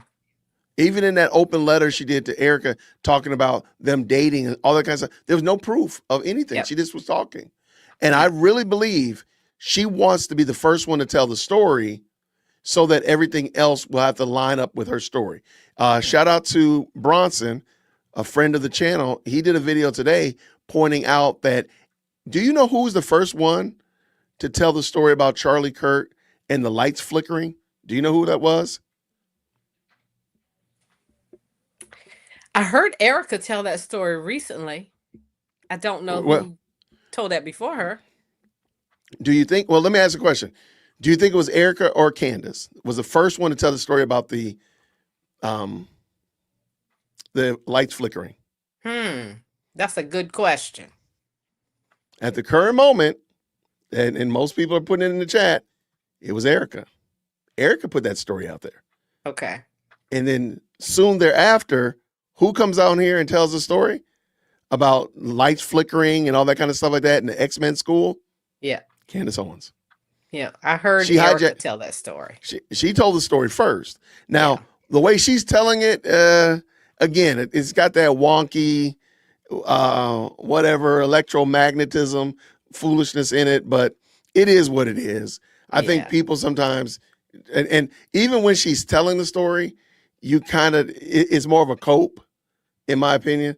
It's like she's trying to justify and make sense of a world that doesn't make sense. Yeah. And so she says, go ahead.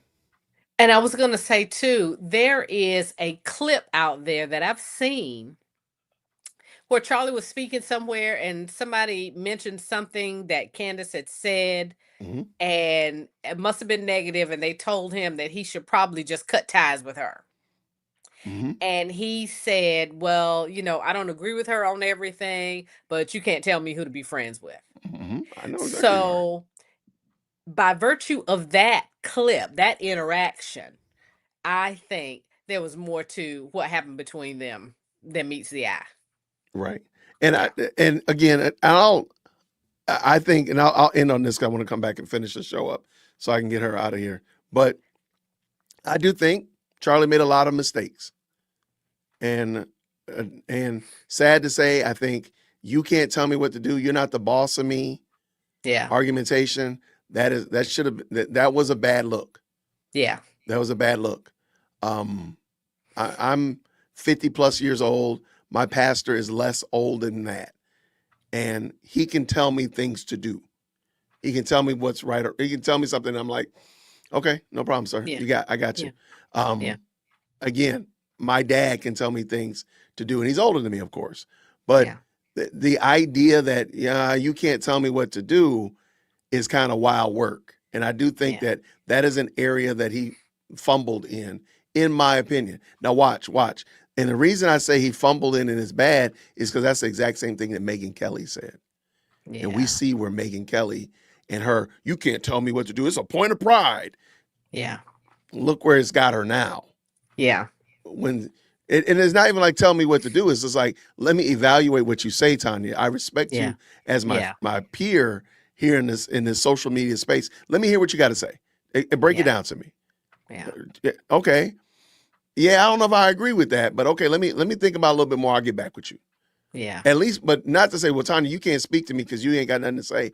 I think that's what put us in this pickle that we're in now, in my opinion. And it was a bad look, but the deeper issue for me is I think that there was something behind it. There had to have been something that happened between Charlie and Candace that fractured their friendship, or he would not have reacted that way. Right. So I don't think they were the best friends that she's been painting them to be all this time. No question about it. Yeah. Yeah, and that's what happened, Soulflower. That she wanted to get that story, she hijacked it. And again, shout out if the mods can make sure we drop Rage Bronson's video in there. And somebody asked for Tanya's YouTube channel. At the current moment, she is not on YouTube. But y'all stretch your hands toward the screen. Y'all stretch She's your coming hands to toward YouTube. She coming to YouTube, and She's we're gonna get coming her. to YouTube. We're gonna get her on there. We're gonna get her on YouTube. But at the current moment, you can find her on Buy Me a Coffee. So thank you so much for dropping that in there, Tina. I appreciate you, friend. But okay, we're gonna get done. I'm gonna do my very best to not stop again. I'm gonna put myself in however many second time out, and we're just gonna let it go. Let's get it done.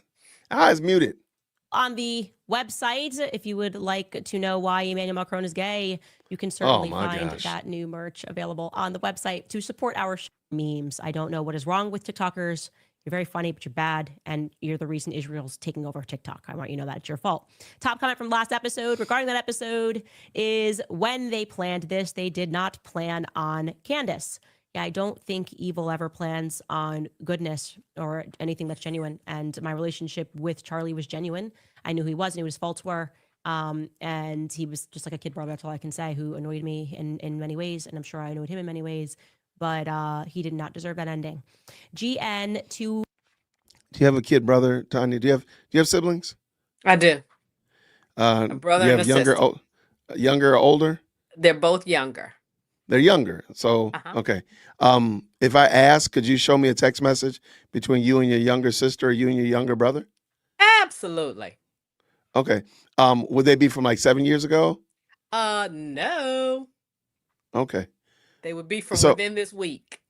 Yeah, okay.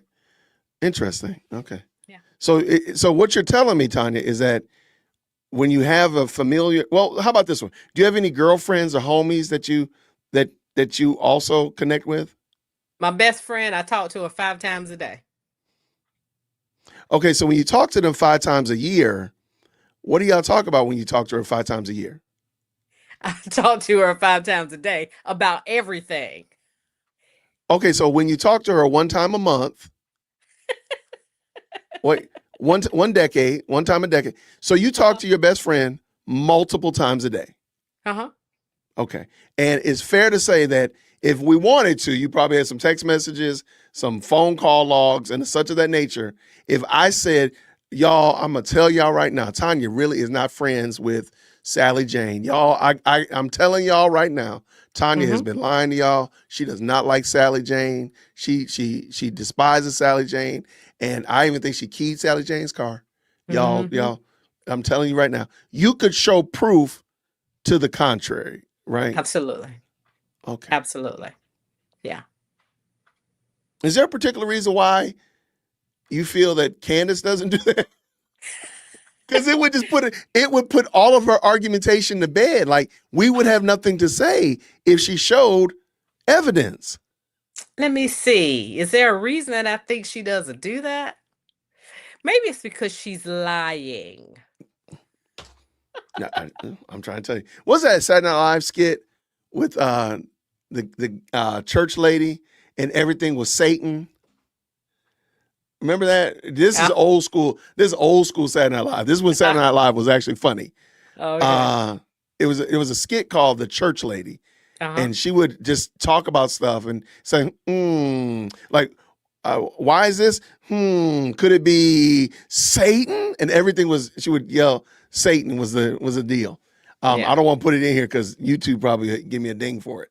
But yeah, it's just like, because you're lying? Yep. All right. Okay. I promise y'all, I'm not going to do this again. I'm done.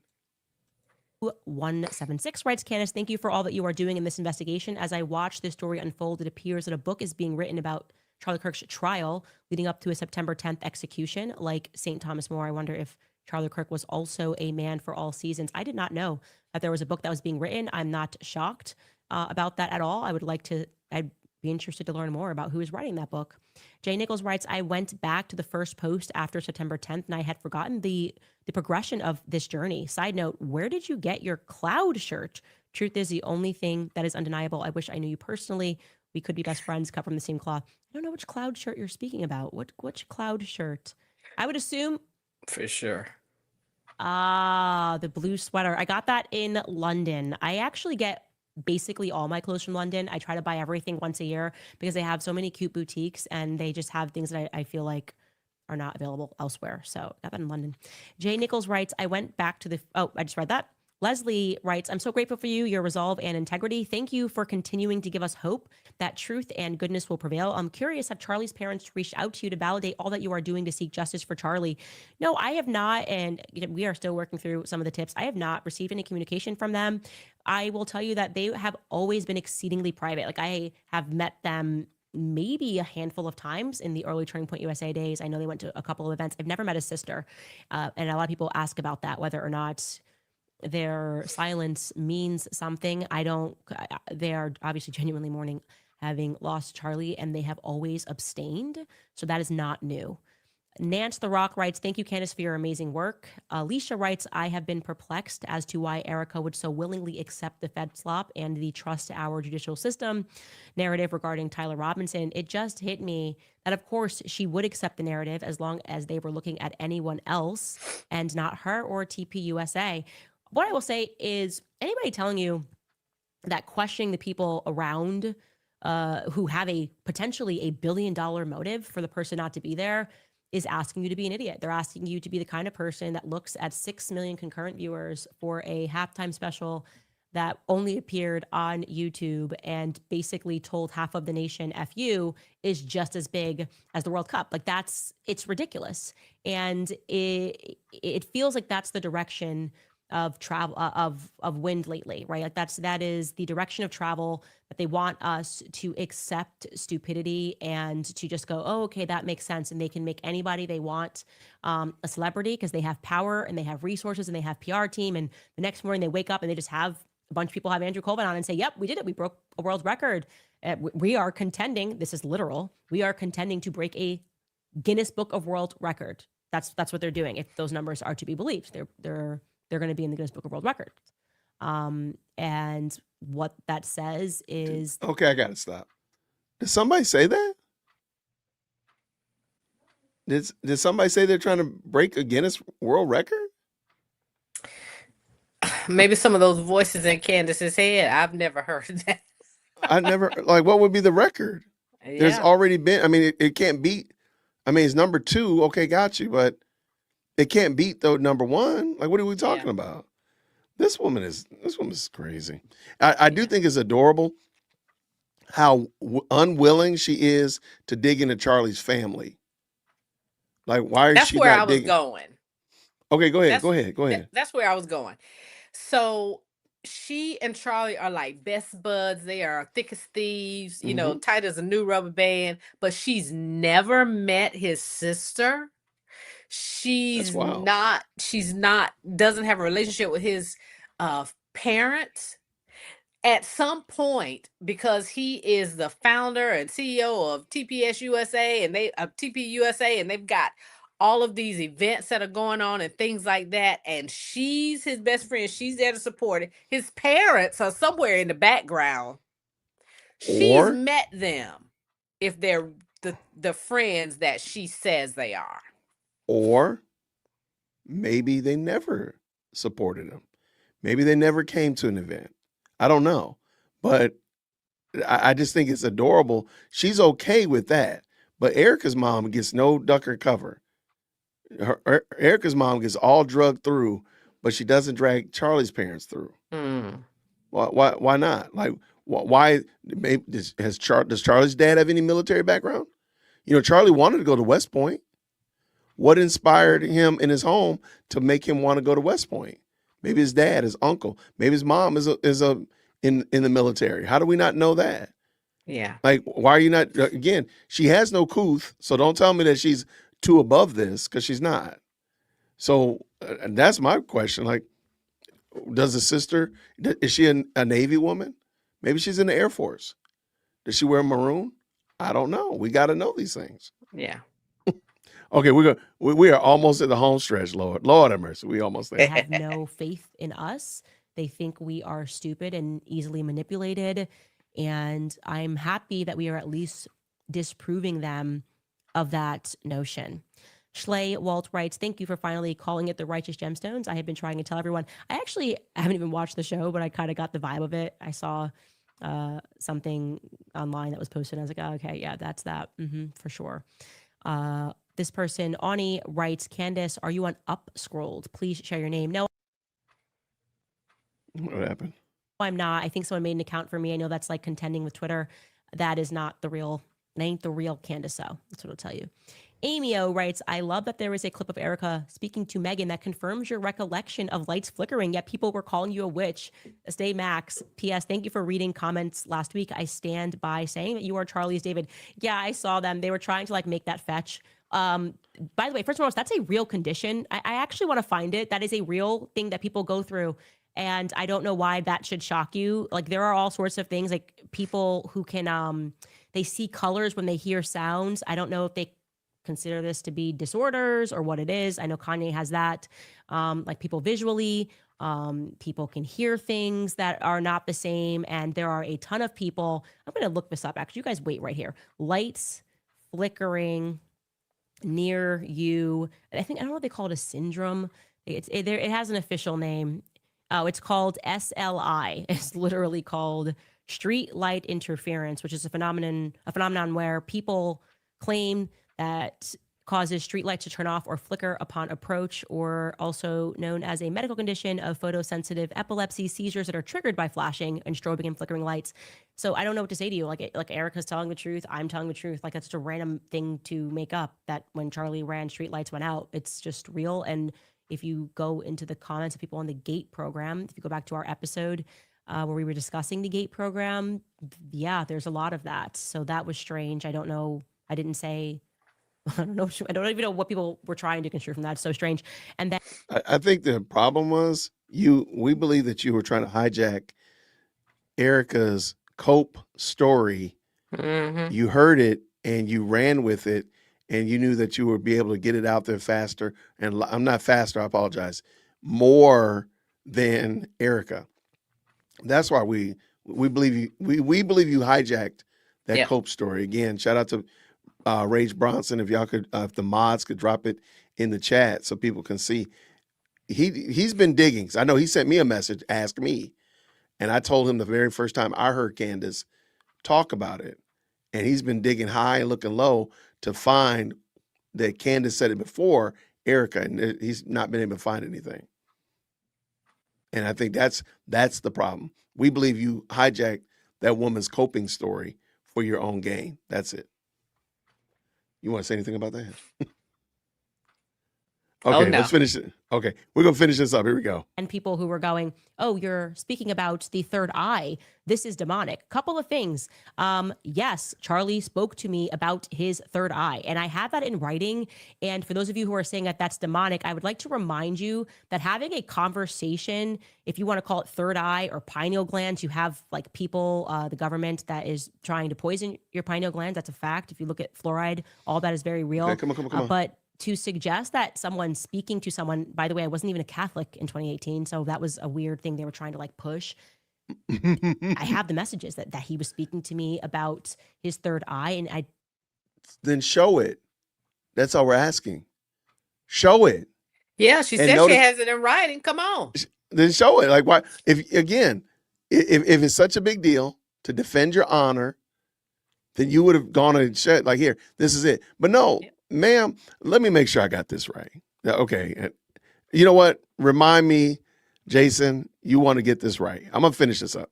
my guess from what I discerned in the context of that conversation was that sort of a thing, which I think his coach, or I don't know who that guy was that he was working with, is what ultimately actually brought Charlie to the Christian faith. That's the context, and I can show you those messages another time, maybe tomorrow. But he not tomorrow, no, Lord. So there's that as well. So I wasn't entirely clear on why I'm always in trouble for telling you the truth about what Charlie told me and which I have in writing. Always a victim. Always a victim. I don't know what anybody's getting from that anyway. I was telling the truth. I continue to tell the truth, and no one has been able to disprove me on any notion. I have. I saw them trying to push that, like, oh, she's like summoning demons or something. I was like, or I'm telling you about a real life conversation that me and Charlie had in 2018. Anyway, you guys, a lot to unpack. Again, if you know anything about this particular Thomas Martin, not the Thomas G. Martin who works up in Buffalo, in New York, but the Thomas Martin that has been working with the Southern Command, please send us an email, more tips at CandaceOwens.com. It would be an interesting dot to connect if so. Anyway, we will see you guys tomorrow. I'm done. All right. So what Candace wants me to believe, you can pull up any random prove me wrong that Charlie Kirk has done. You hear this man proclaiming his Christian faith Mm-hmm. in no uncertain terms, none whatsoever. But this woman wants me to believe that in the midst of that, he's also worrying about chakras, third eye opening. Remember, this is the lunatic that said that they were astral projecting. So they're just sitting at dinner talking, Tanya. I'm talking to you about my family. My big girl's at school. She just got her laptop today, blah, blah, blah. I astral projected up to the school to see that the mailman put it in her mailbox. And, I was astral projecting. I was kind of checking him out, making sure he got it in there and put it in the box and shut the thing. And what would you say if I told you that, Tanya? How would you feel if I said, yeah, I saw him. I projected myself all the way up there to the school. I look at you kind of funny first. Because you didn't astral project there, right? Because you astral project, right? I mean, that's what she said. She said people just do it. Like everybody does it. So you do. I know you do, right? You be zipping around, checking out sale prices, at Kroger like and Publix. The Right. But you just be astral projecting around, right? Don't you do that? Yeah. Everybody does that. All the time. Yeah. The woman's insane, man. The woman is deplorable. She's deplorable. Yeah. And I think really today was, I was really hoping against hope that she wasn't going to come back. I guess that means she's going to be here all week. But I really believe she did this because TPUSA took her lunch money yesterday. Oh yeah. So she's got to spread shade on them some way, somehow. Absolutely. To diminish this, even though it's very clear that that's real. And and again, as I said before, it's not just what they produced, aka a counter to the Bad Bunny official NFL Super Bowl halftime, but they just proved that you could do that too. And I think that's really bothering Candace because she can't do that. Yeah. She is kind of stymied. So anyway, I think this is going to be very interesting. My question has always been, because she spends a lot of time online. Ooh. So this is my question. Go ahead. Where them kids? That's a beautiful question. That's a fantastic question. I don't think anybody's got a good answer. I know she's, her husband's uber rich. They probably got a nanny for each kid, but come on, those kids are young enough where they need to be spending time with their mother. Where are those children when she is constantly online? And writing epistles. So not just online, but not just liking a post or putting a little heart by it, but no, we're talking about online. Online. Yeah. Like, no, I agree with you. You're right on the money. Like, where are her kids at? Yeah. All right, I got to change today's title because it says candy free. I got it. Oh my gosh. All right. You tricked us, Jason. You lured us in because I saw candy free and I was like, okay, we're going to watch some car chases today. I had car chases dialed up. Well, I wanted to talk about what we could learn from. I talked to a friend of mine that really was, really could not see past the fact that TPUSA, a lot of their acts for the alternative super or halftime show were of the light complexion, and a friend of mine really couldn't get past that. That it is given. The only reason they're doing it, why did they do it last year? They're only doing it because they had a Hispanic or the Puerto Rican guy, blah, blah, blah. He was using the R word and such of that nature. And I disagreed with him. I told him, I said, no, and I think we would do better to move past that. Yeah. And stop making everything a racial issue. I said, and this person was highly melanated. So I'm like, like I know, Black folk act the fool when somebody breaks rank and does something different than what the Black bourgeoisie, the Black intelligentsia wants us to do. So we can't act like that's not common. So the fact that people aren't lined up to support TPUSA, it makes sense. Yeah. And only because we act a fool with them. Like, just stop that. Exactly. Yeah. And he admitted it, but he didn't want to accept that this is a problem that we bring on ourselves. And I would give them some grace too, because they announced this in October. So I'm assuming that this was pretty much a new idea. Yeah, I don't think they did one before. That's a good question. I Yeah. don't know. Yeah, I think this was, I don't remember hearing about another halftime show during the Super Bowl. So this is kind of a new idea. And if they announce it in October, here it is February, and they're just now getting it, Mhm. that space and time, they had to prepare it. I would give them some grace this time. And let's see what happens down the road if they continue to do this. Let's see what happens then. Yeah. Plus, to your point, Turning Point does not want that kind of smoke. They don't even want that the difficulties with, I call them our cousins. Yeah.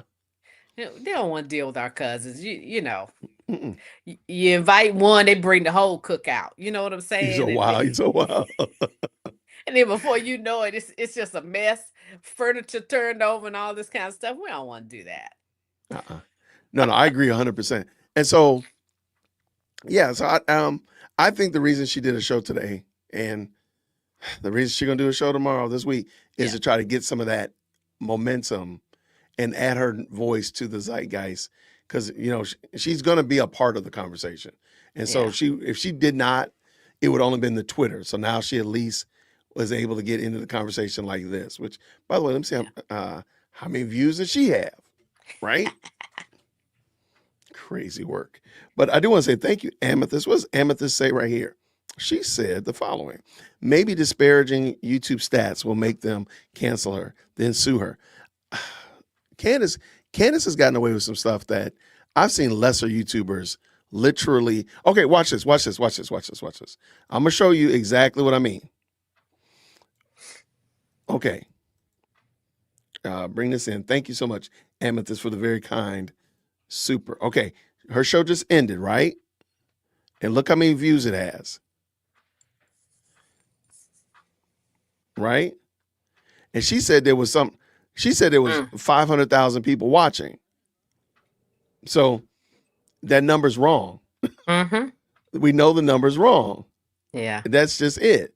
So let me click on it and see if it changes. Side are you on? Were you team Bad Bunny? If so, you're supposed to come out and away hating the. All right.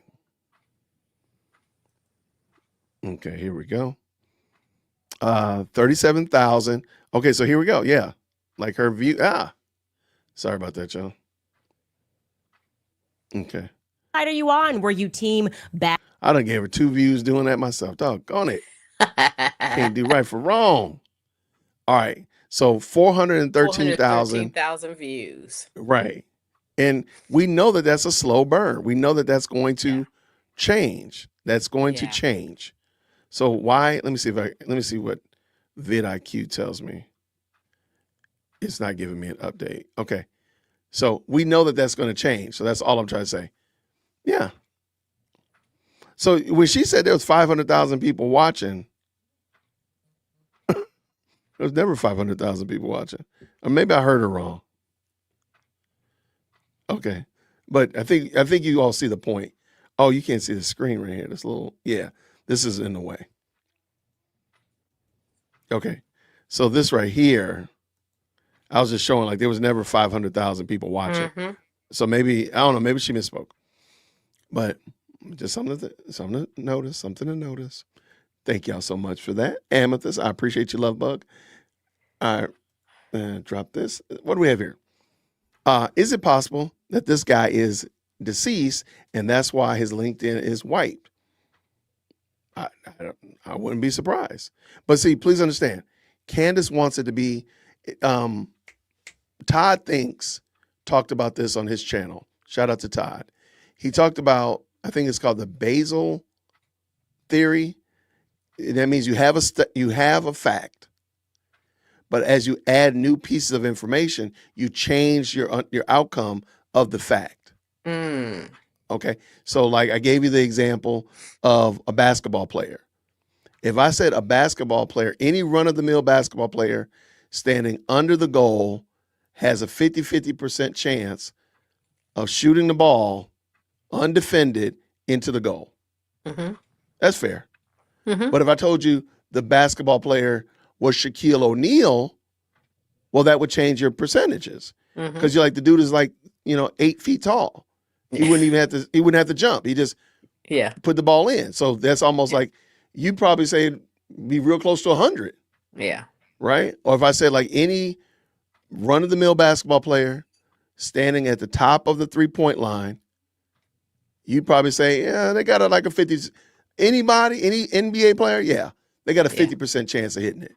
Yep. If I said it was Steph Curry, well, that would change. You'd probably say, Yep. yeah, I'm going to put all my money on that one. One shot? Yeah. I might put all my Exactly. money on him. I feel good about him. So that piece of information, but if I said, wait, any player would be me, Jason, y'all say, oh yeah, I'm putting all my money against them, isn't it? Right? So the piece of information changes the outcome. Right. Okay. Candace, it won't matter. It will not matter if that man is not the Thomas Martin that she's looking for and he's deceased. It don't matter. She gonna find a way to drag that man into it just like she did. And if she can't, by some way, there's no way possible. Like maybe the man's name isn't really Thomas Martin. Maybe his name is John Jacob Jingleheimer Schmidt. And she finds out like, oops, I messed up. Like that's not really his name. His name is John Jacob Jingleheimer Schmidt. Yeah. She'll never mention it again. Absolutely. She's not going to admit that she was wrong. Yeah. But I like that you said it. Maybe the man's passed away. That's possible. I don't know what happens if you pass away on LinkedIn. Do they wipe it? I don't know. That's a good question. Or is it there forever? I don't know. Tanya right here. She Grace says this with the 4. Thank you. Many churches hide immigrants. Catholic churches too. Like I don't know why. Even back then, like why was she surprised about that? Like that was exactly, absolutely. Just such a weird woman. CR, thank you so much again for the 5. Max Blumenthal's father is Sidney Blumenthal, and he was Hillary Clinton's right hand. Rush Limbaugh named him Sid Vicious. That's hilarious. Yeah, but like, why is Max Blumenthal? Who is he? What is he over? You don't know? I don't know that name. He's over some kind of news or something outlet. I want to say it's Breitbart, but I could be wrong. What does Mike say here? Timeline of Candace Owens abracadabra. Timeline equals truth. There you go. Her truth. Because her truth. Yeah. Oh, I did say it. You're right. Her truth. Thank you so much, Ada, with the 5. I want something addressed. What exactly was the point of the meeting of Erica and Candace Owens? She has not stopped anything. It's worse. Go ahead. There was no point to it. And I really, really wish Erica hadn't done it. Okay. I wish she had not given Candace a satisfaction. I agree. I can get with that. Yeah. I think that meeting was to give her the information that needed so that they could say that they've given her everything related to the defamation case. So they have to prove that they've actually told you. Tanya has actually told me that her best friend is Sally and that she and Sally hang out and do all this kind of stuff together. So Tanya called me. Tanya did a Zoom call. Tanya visited. She sent me an email that says, Jason, what you're saying about me and Sally not being friends and me hating Sally and Sally throwing rocks at my house is wrong. And here's the proof that you're saying is wrong. They need to have that evidence because that's why they were able to send a cease and desist letter. Okay. So they have to have that. The exact same thing with the Macrones. That's why Candace said that they sent her that the legal letter was the information to help them with the cease and desist or what now became the defamation case. So they have to show proof that I told you what you were saying was wrong, not just Gotcha. what you're saying was wrong. So I don't know, but the further the question here, I don't know why she's going so hard in the paint. That's the part that is weird to me. Candace gets sued and goes bonkers on people. People threaten her and she goes worse. I don't understand that. So I got a question. Sure. Just like the Macron sent her the letter, couldn't Mhm. Erica have sent her a letter besides so she didn't have to meet with her? I think they could have. I think they could have. But I think I don't know, maybe they want to make sure they put it in her hand. They wanted everybody to know that they did it. So what more than, her actually saying she came to visit me, like Yeah. to sit down and have a conversation. I don't know why. She could have served her. I mean, just did, process serving. Yeah. I don't know why. Or yeah, so that's I understand what Ada's saying. I agree with you. I don't know why. Yeah. Charlie dedicated himself to Christ at 11 years old. Candace is nuts. Thank you so much for the 5. Like, I don't understand this story and why people are not pushing back on it, saying that doesn't make sense. Like, it doesn't make sense that Charlie was dibbling and dabbling in New Age philosophy, kind of like, wait, hold on, I'm sorry. Candace was in New Age philosophy when Charlie met her. Interesting. Okay, so it seems like maybe Candace is projecting her own beliefs onto Charlie. Because otherwise, she's not shown you anything to substantiate this claim. There's No. nothing. No. She just said it. She Yeah. just said it. And now Erica said the thing about the lights. But Candace said the thing about the lights. But Erica is his wife. Yeah. Where's Candace's proof to that? Yeah. She says she has written proof. Then go ahead and show it. Mm-hmm. Otherwise, it's just hearsay. Yeah. Same thing with the pineal gland, the third eye, astral projecting, all of that. They just sat around talking about astral projecting? Okay. Yeah. All right. That doesn't even make sense. Yeah. Mike says this, Mr. Google AI says Candace wiped her IG in February 2025 with no mention of Charlie until her tribute on 9/11/25. I find that interesting, and I agree with you. Whoa. So that's That what I'm is saying. interesting. Oh yeah, that is many people have brought that up. Like there's no evidence before that date of her and Charlie Kirk's relationship before Yeah. then. Maybe something there. Yeah. Why are we not talking about that? But you're talking about Erica. Like, what was the purpose of her even bringing up Erica's wiping of her social media? Yep. Well, we don't know what it was. And just to insinuate, oh, I think it's about Tanya getting rid of pictures of Sally Jane. Mm-hmm. That's what I think, but I have no proof of it. Yeah. What are you talking about? Yeah. Crazy. These people are goofy. Oh my gosh. All right. That was fun. Tanya, what do you think is going to happen? What do you think? Please tell me think she's not going to stream tomorrow. Please say that. Oh, she's gonna stream tomorrow. Oh, you better believe it. And No, not I and. was thinking she's pre-recorded, so she may already have that one in the works. It may be ready to just, upload. So I thought about that, and I do think they stream it. I mean, they record it in the morning. So it's at least the most newest, if something drops right now, but She'll there's have been it. there's shows where she's not talked about something that was a really big deal. Okay. So, I mean, you're not crazy.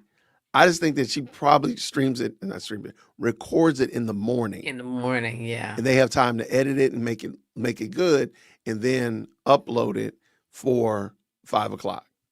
Okay. That's just my thought. And Yeah. because and in order to keep it off balance, that's why the times change so often. Because she could just do 5 o'clock every day, but she's done 5:30, 5:15, 6 o'clock. She's been super late, and I think it's just to keep everybody oh, she's working hard on it. She's been homeschooling, blah blah blah. No, she's over on Twitter raising Cain on Twitter. That's what she's doing. Ain't nothing. Crazy Ah, thing. Um, all right. So what do you think? Tell me what you think she's gonna do this week. she is definitely going to be on tomorrow. And I Sadness. actually think she's probably going to be on for the rest of the week. And I think there's going to be mention of the halftime show at least a little bit every day the Okay. rest of this week. Okay. I can dig Yep. it. I can dig it. Unequivocally, she got to ride the momentum of the halftime show. So no argument there. Absolutely. Yeah. As more concrete evidence comes out of those numbers being legitimate, whether it be announced from YouTube or if it gets announced from YouTube, she's gonna get destroyed because of Yeah. what she said. Yeah. Or congratulations from YouTube or whatever like that. But I think the long tail is that Candace is starting to lose control of her people, and that's what I think is really bad for her. Yeah. So her people are not dialed in like they're not buying this narrative like they used to, and I think that's what's causing her consternation because she said she wasn't going to stream this week. And I Yeah. think is the reason she had to get on is like, let me let y'all know, I'm still, queen bee over here doing my Yeah. thing, because otherwise people would really lose if she wasn't here for a whole week. Yeah. So, no, I agree with you. Yeah. Woo! Man, that's crazy. Well, Tanya, I thank you so much for hanging out with me today. That was Thank you fun. so much for having me. You are more than welcome. You're always welcome. All right. Number one pod on the internet. Number one podcast in this studio. You are correct. You are correct. This is the number one podcast in this studio, hands down by a mile. All right. So, okay, now we're gonna hold you to it now. When will you be joining us in these YouTube suburbs? Okay, you pressure me here. I'm going to give us a date. I promise I'm going to be on, let's go March 15th. By March 15th. Oh, so a month from now? Is that a month? What's today? Oh yeah, that is a month. Yeah, you got to give me a minute to get my nerves up. Now, I'm not saying that it's going to be a month, but by March 15th, I will be on there. Interesting. Okay, Yeah. I'll take it. All right. Well, you wanna answer this question with me, or what? This statement from this person. This show is ridiculous. I guess Grammarly is still not free. Missing the total point of what I guess Grammarly listening to. Just crazy. All right. Well, I mean, Kathleen, I'm sorry, Dory. Let me know what we're missing. I would love to know Yeah. what we're missing. Yeah. What do you think we're missing since we're Yeah, ridiculous? what's the total point? That's my Yeah, question. what is it? Yeah. Missing the total point. Yeah, that's very interesting. Okay. Well, Kathleen, I mean, you're welcome. You're welcome to set me straight. And I would love to know. I mean, if you want, let me know. I'll drop the link. You can even come on and talk to me about it. I mean, I would love to hear it. And then if I need to hear, this is only for Kathleen. You must have your camera on. You must not use profanity. And we have to stay on topic. But I'll drop the link for you. Kathleen, there you go right there. I would love to hear what it is that I am missing, because we are ridiculous. And I will, there you go. All right, so let me know. All right, thank you so much. Ada says this. Okay, side note, I am struggling with my Bible reading plan. Any suggestions? I made it to Exodus, then read Revelations, and now I don't know. I would highly recommend going to Bible Gateway. Here, let me pull this up. Do you have a Bible reading plan, Tanya, that you would recommend? Actually, I do. And forgive me because this is one of my sisters in Christ I follow on Twitter, and she has a podcast also. I follow a reading plan that I found on the website of Michelle D. Leslie. Okay. and she has a list of Bible reading plans, and I chose the first one, and it has been working for me very well. I love it. I love it. Okay. Yeah. Let me pull this in. I appreciate the question, Ada, and I hope this helps anybody that's having the same question, even Kathleen. All right, so I'm gonna go to Bible Gateway. It's a free place, all that kind of good jazz like that. On the left-hand side, okay, you'll go to Bible Gateway Study Tools. I'm sorry, Read the Bible. Please forgive me. Read the Bible. Mm-hmm. And then they have reading plans. So just click right there, reading plans. Here, I'll just big screen it. All right, so you click on reading plans right here. All right, and there's tons of different available plans. Okay. The one that I do every day, and I've done it every day for the past probably 7-8 years, is the same one. I do it every year, and it's called the Machine Bible Reading Plan. Okay. You read, this is the classical Machine plan. You read from the Old Testament, the New Testament, Psalms, and the Gospel every day. One chapter from every one of there. Sometimes it's 2, but it's usually 1 chapter. So basically 4 chapters a day. That's it. Okay. And it's wonderful. Is never let me down. You'll read through the whole Bible in a year. It's not in chronological order, I will say that. Yeah. But it will definitely enhance your ability to get through and process. So I'm like reading through, I'm just getting through Joseph and his brothers today. I'm on chapter 8 of Job.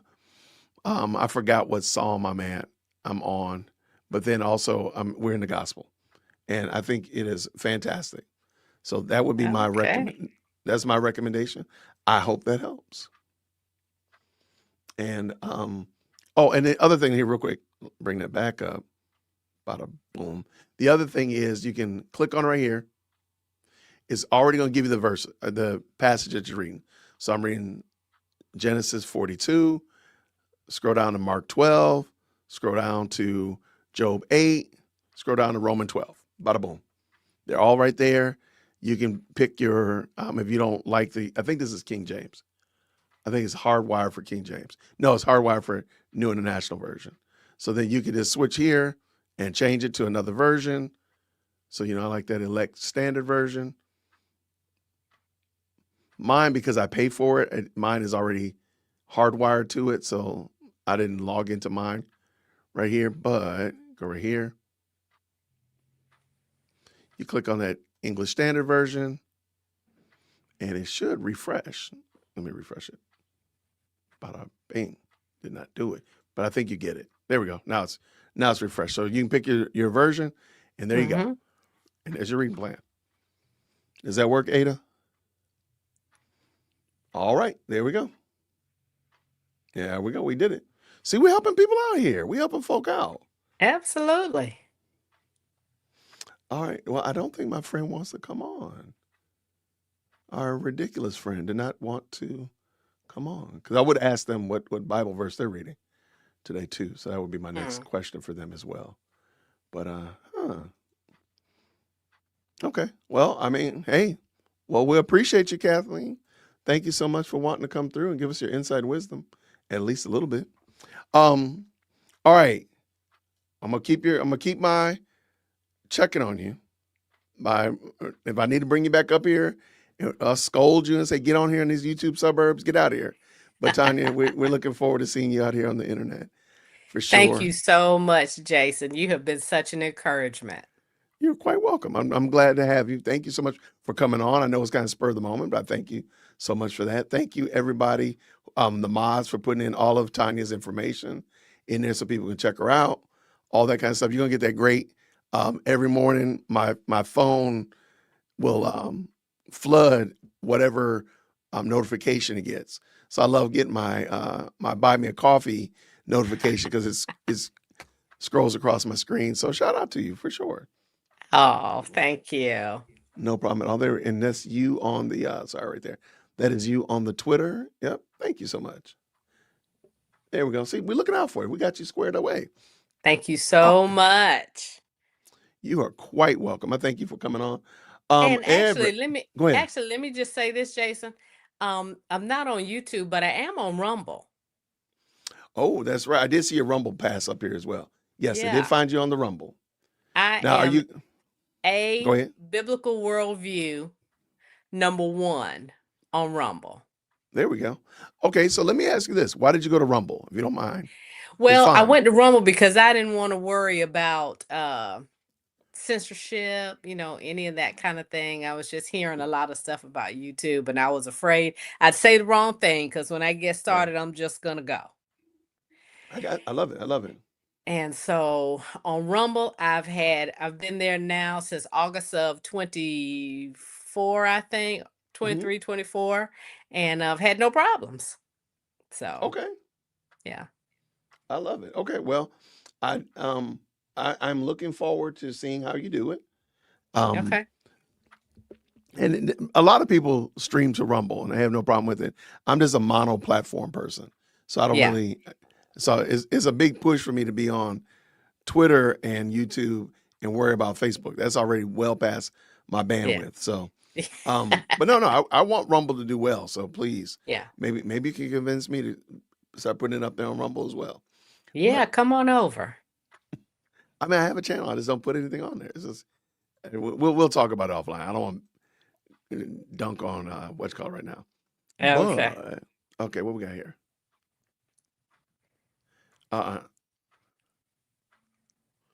Okay, somebody sent me a screenshot of Candace's numbers. Ooh.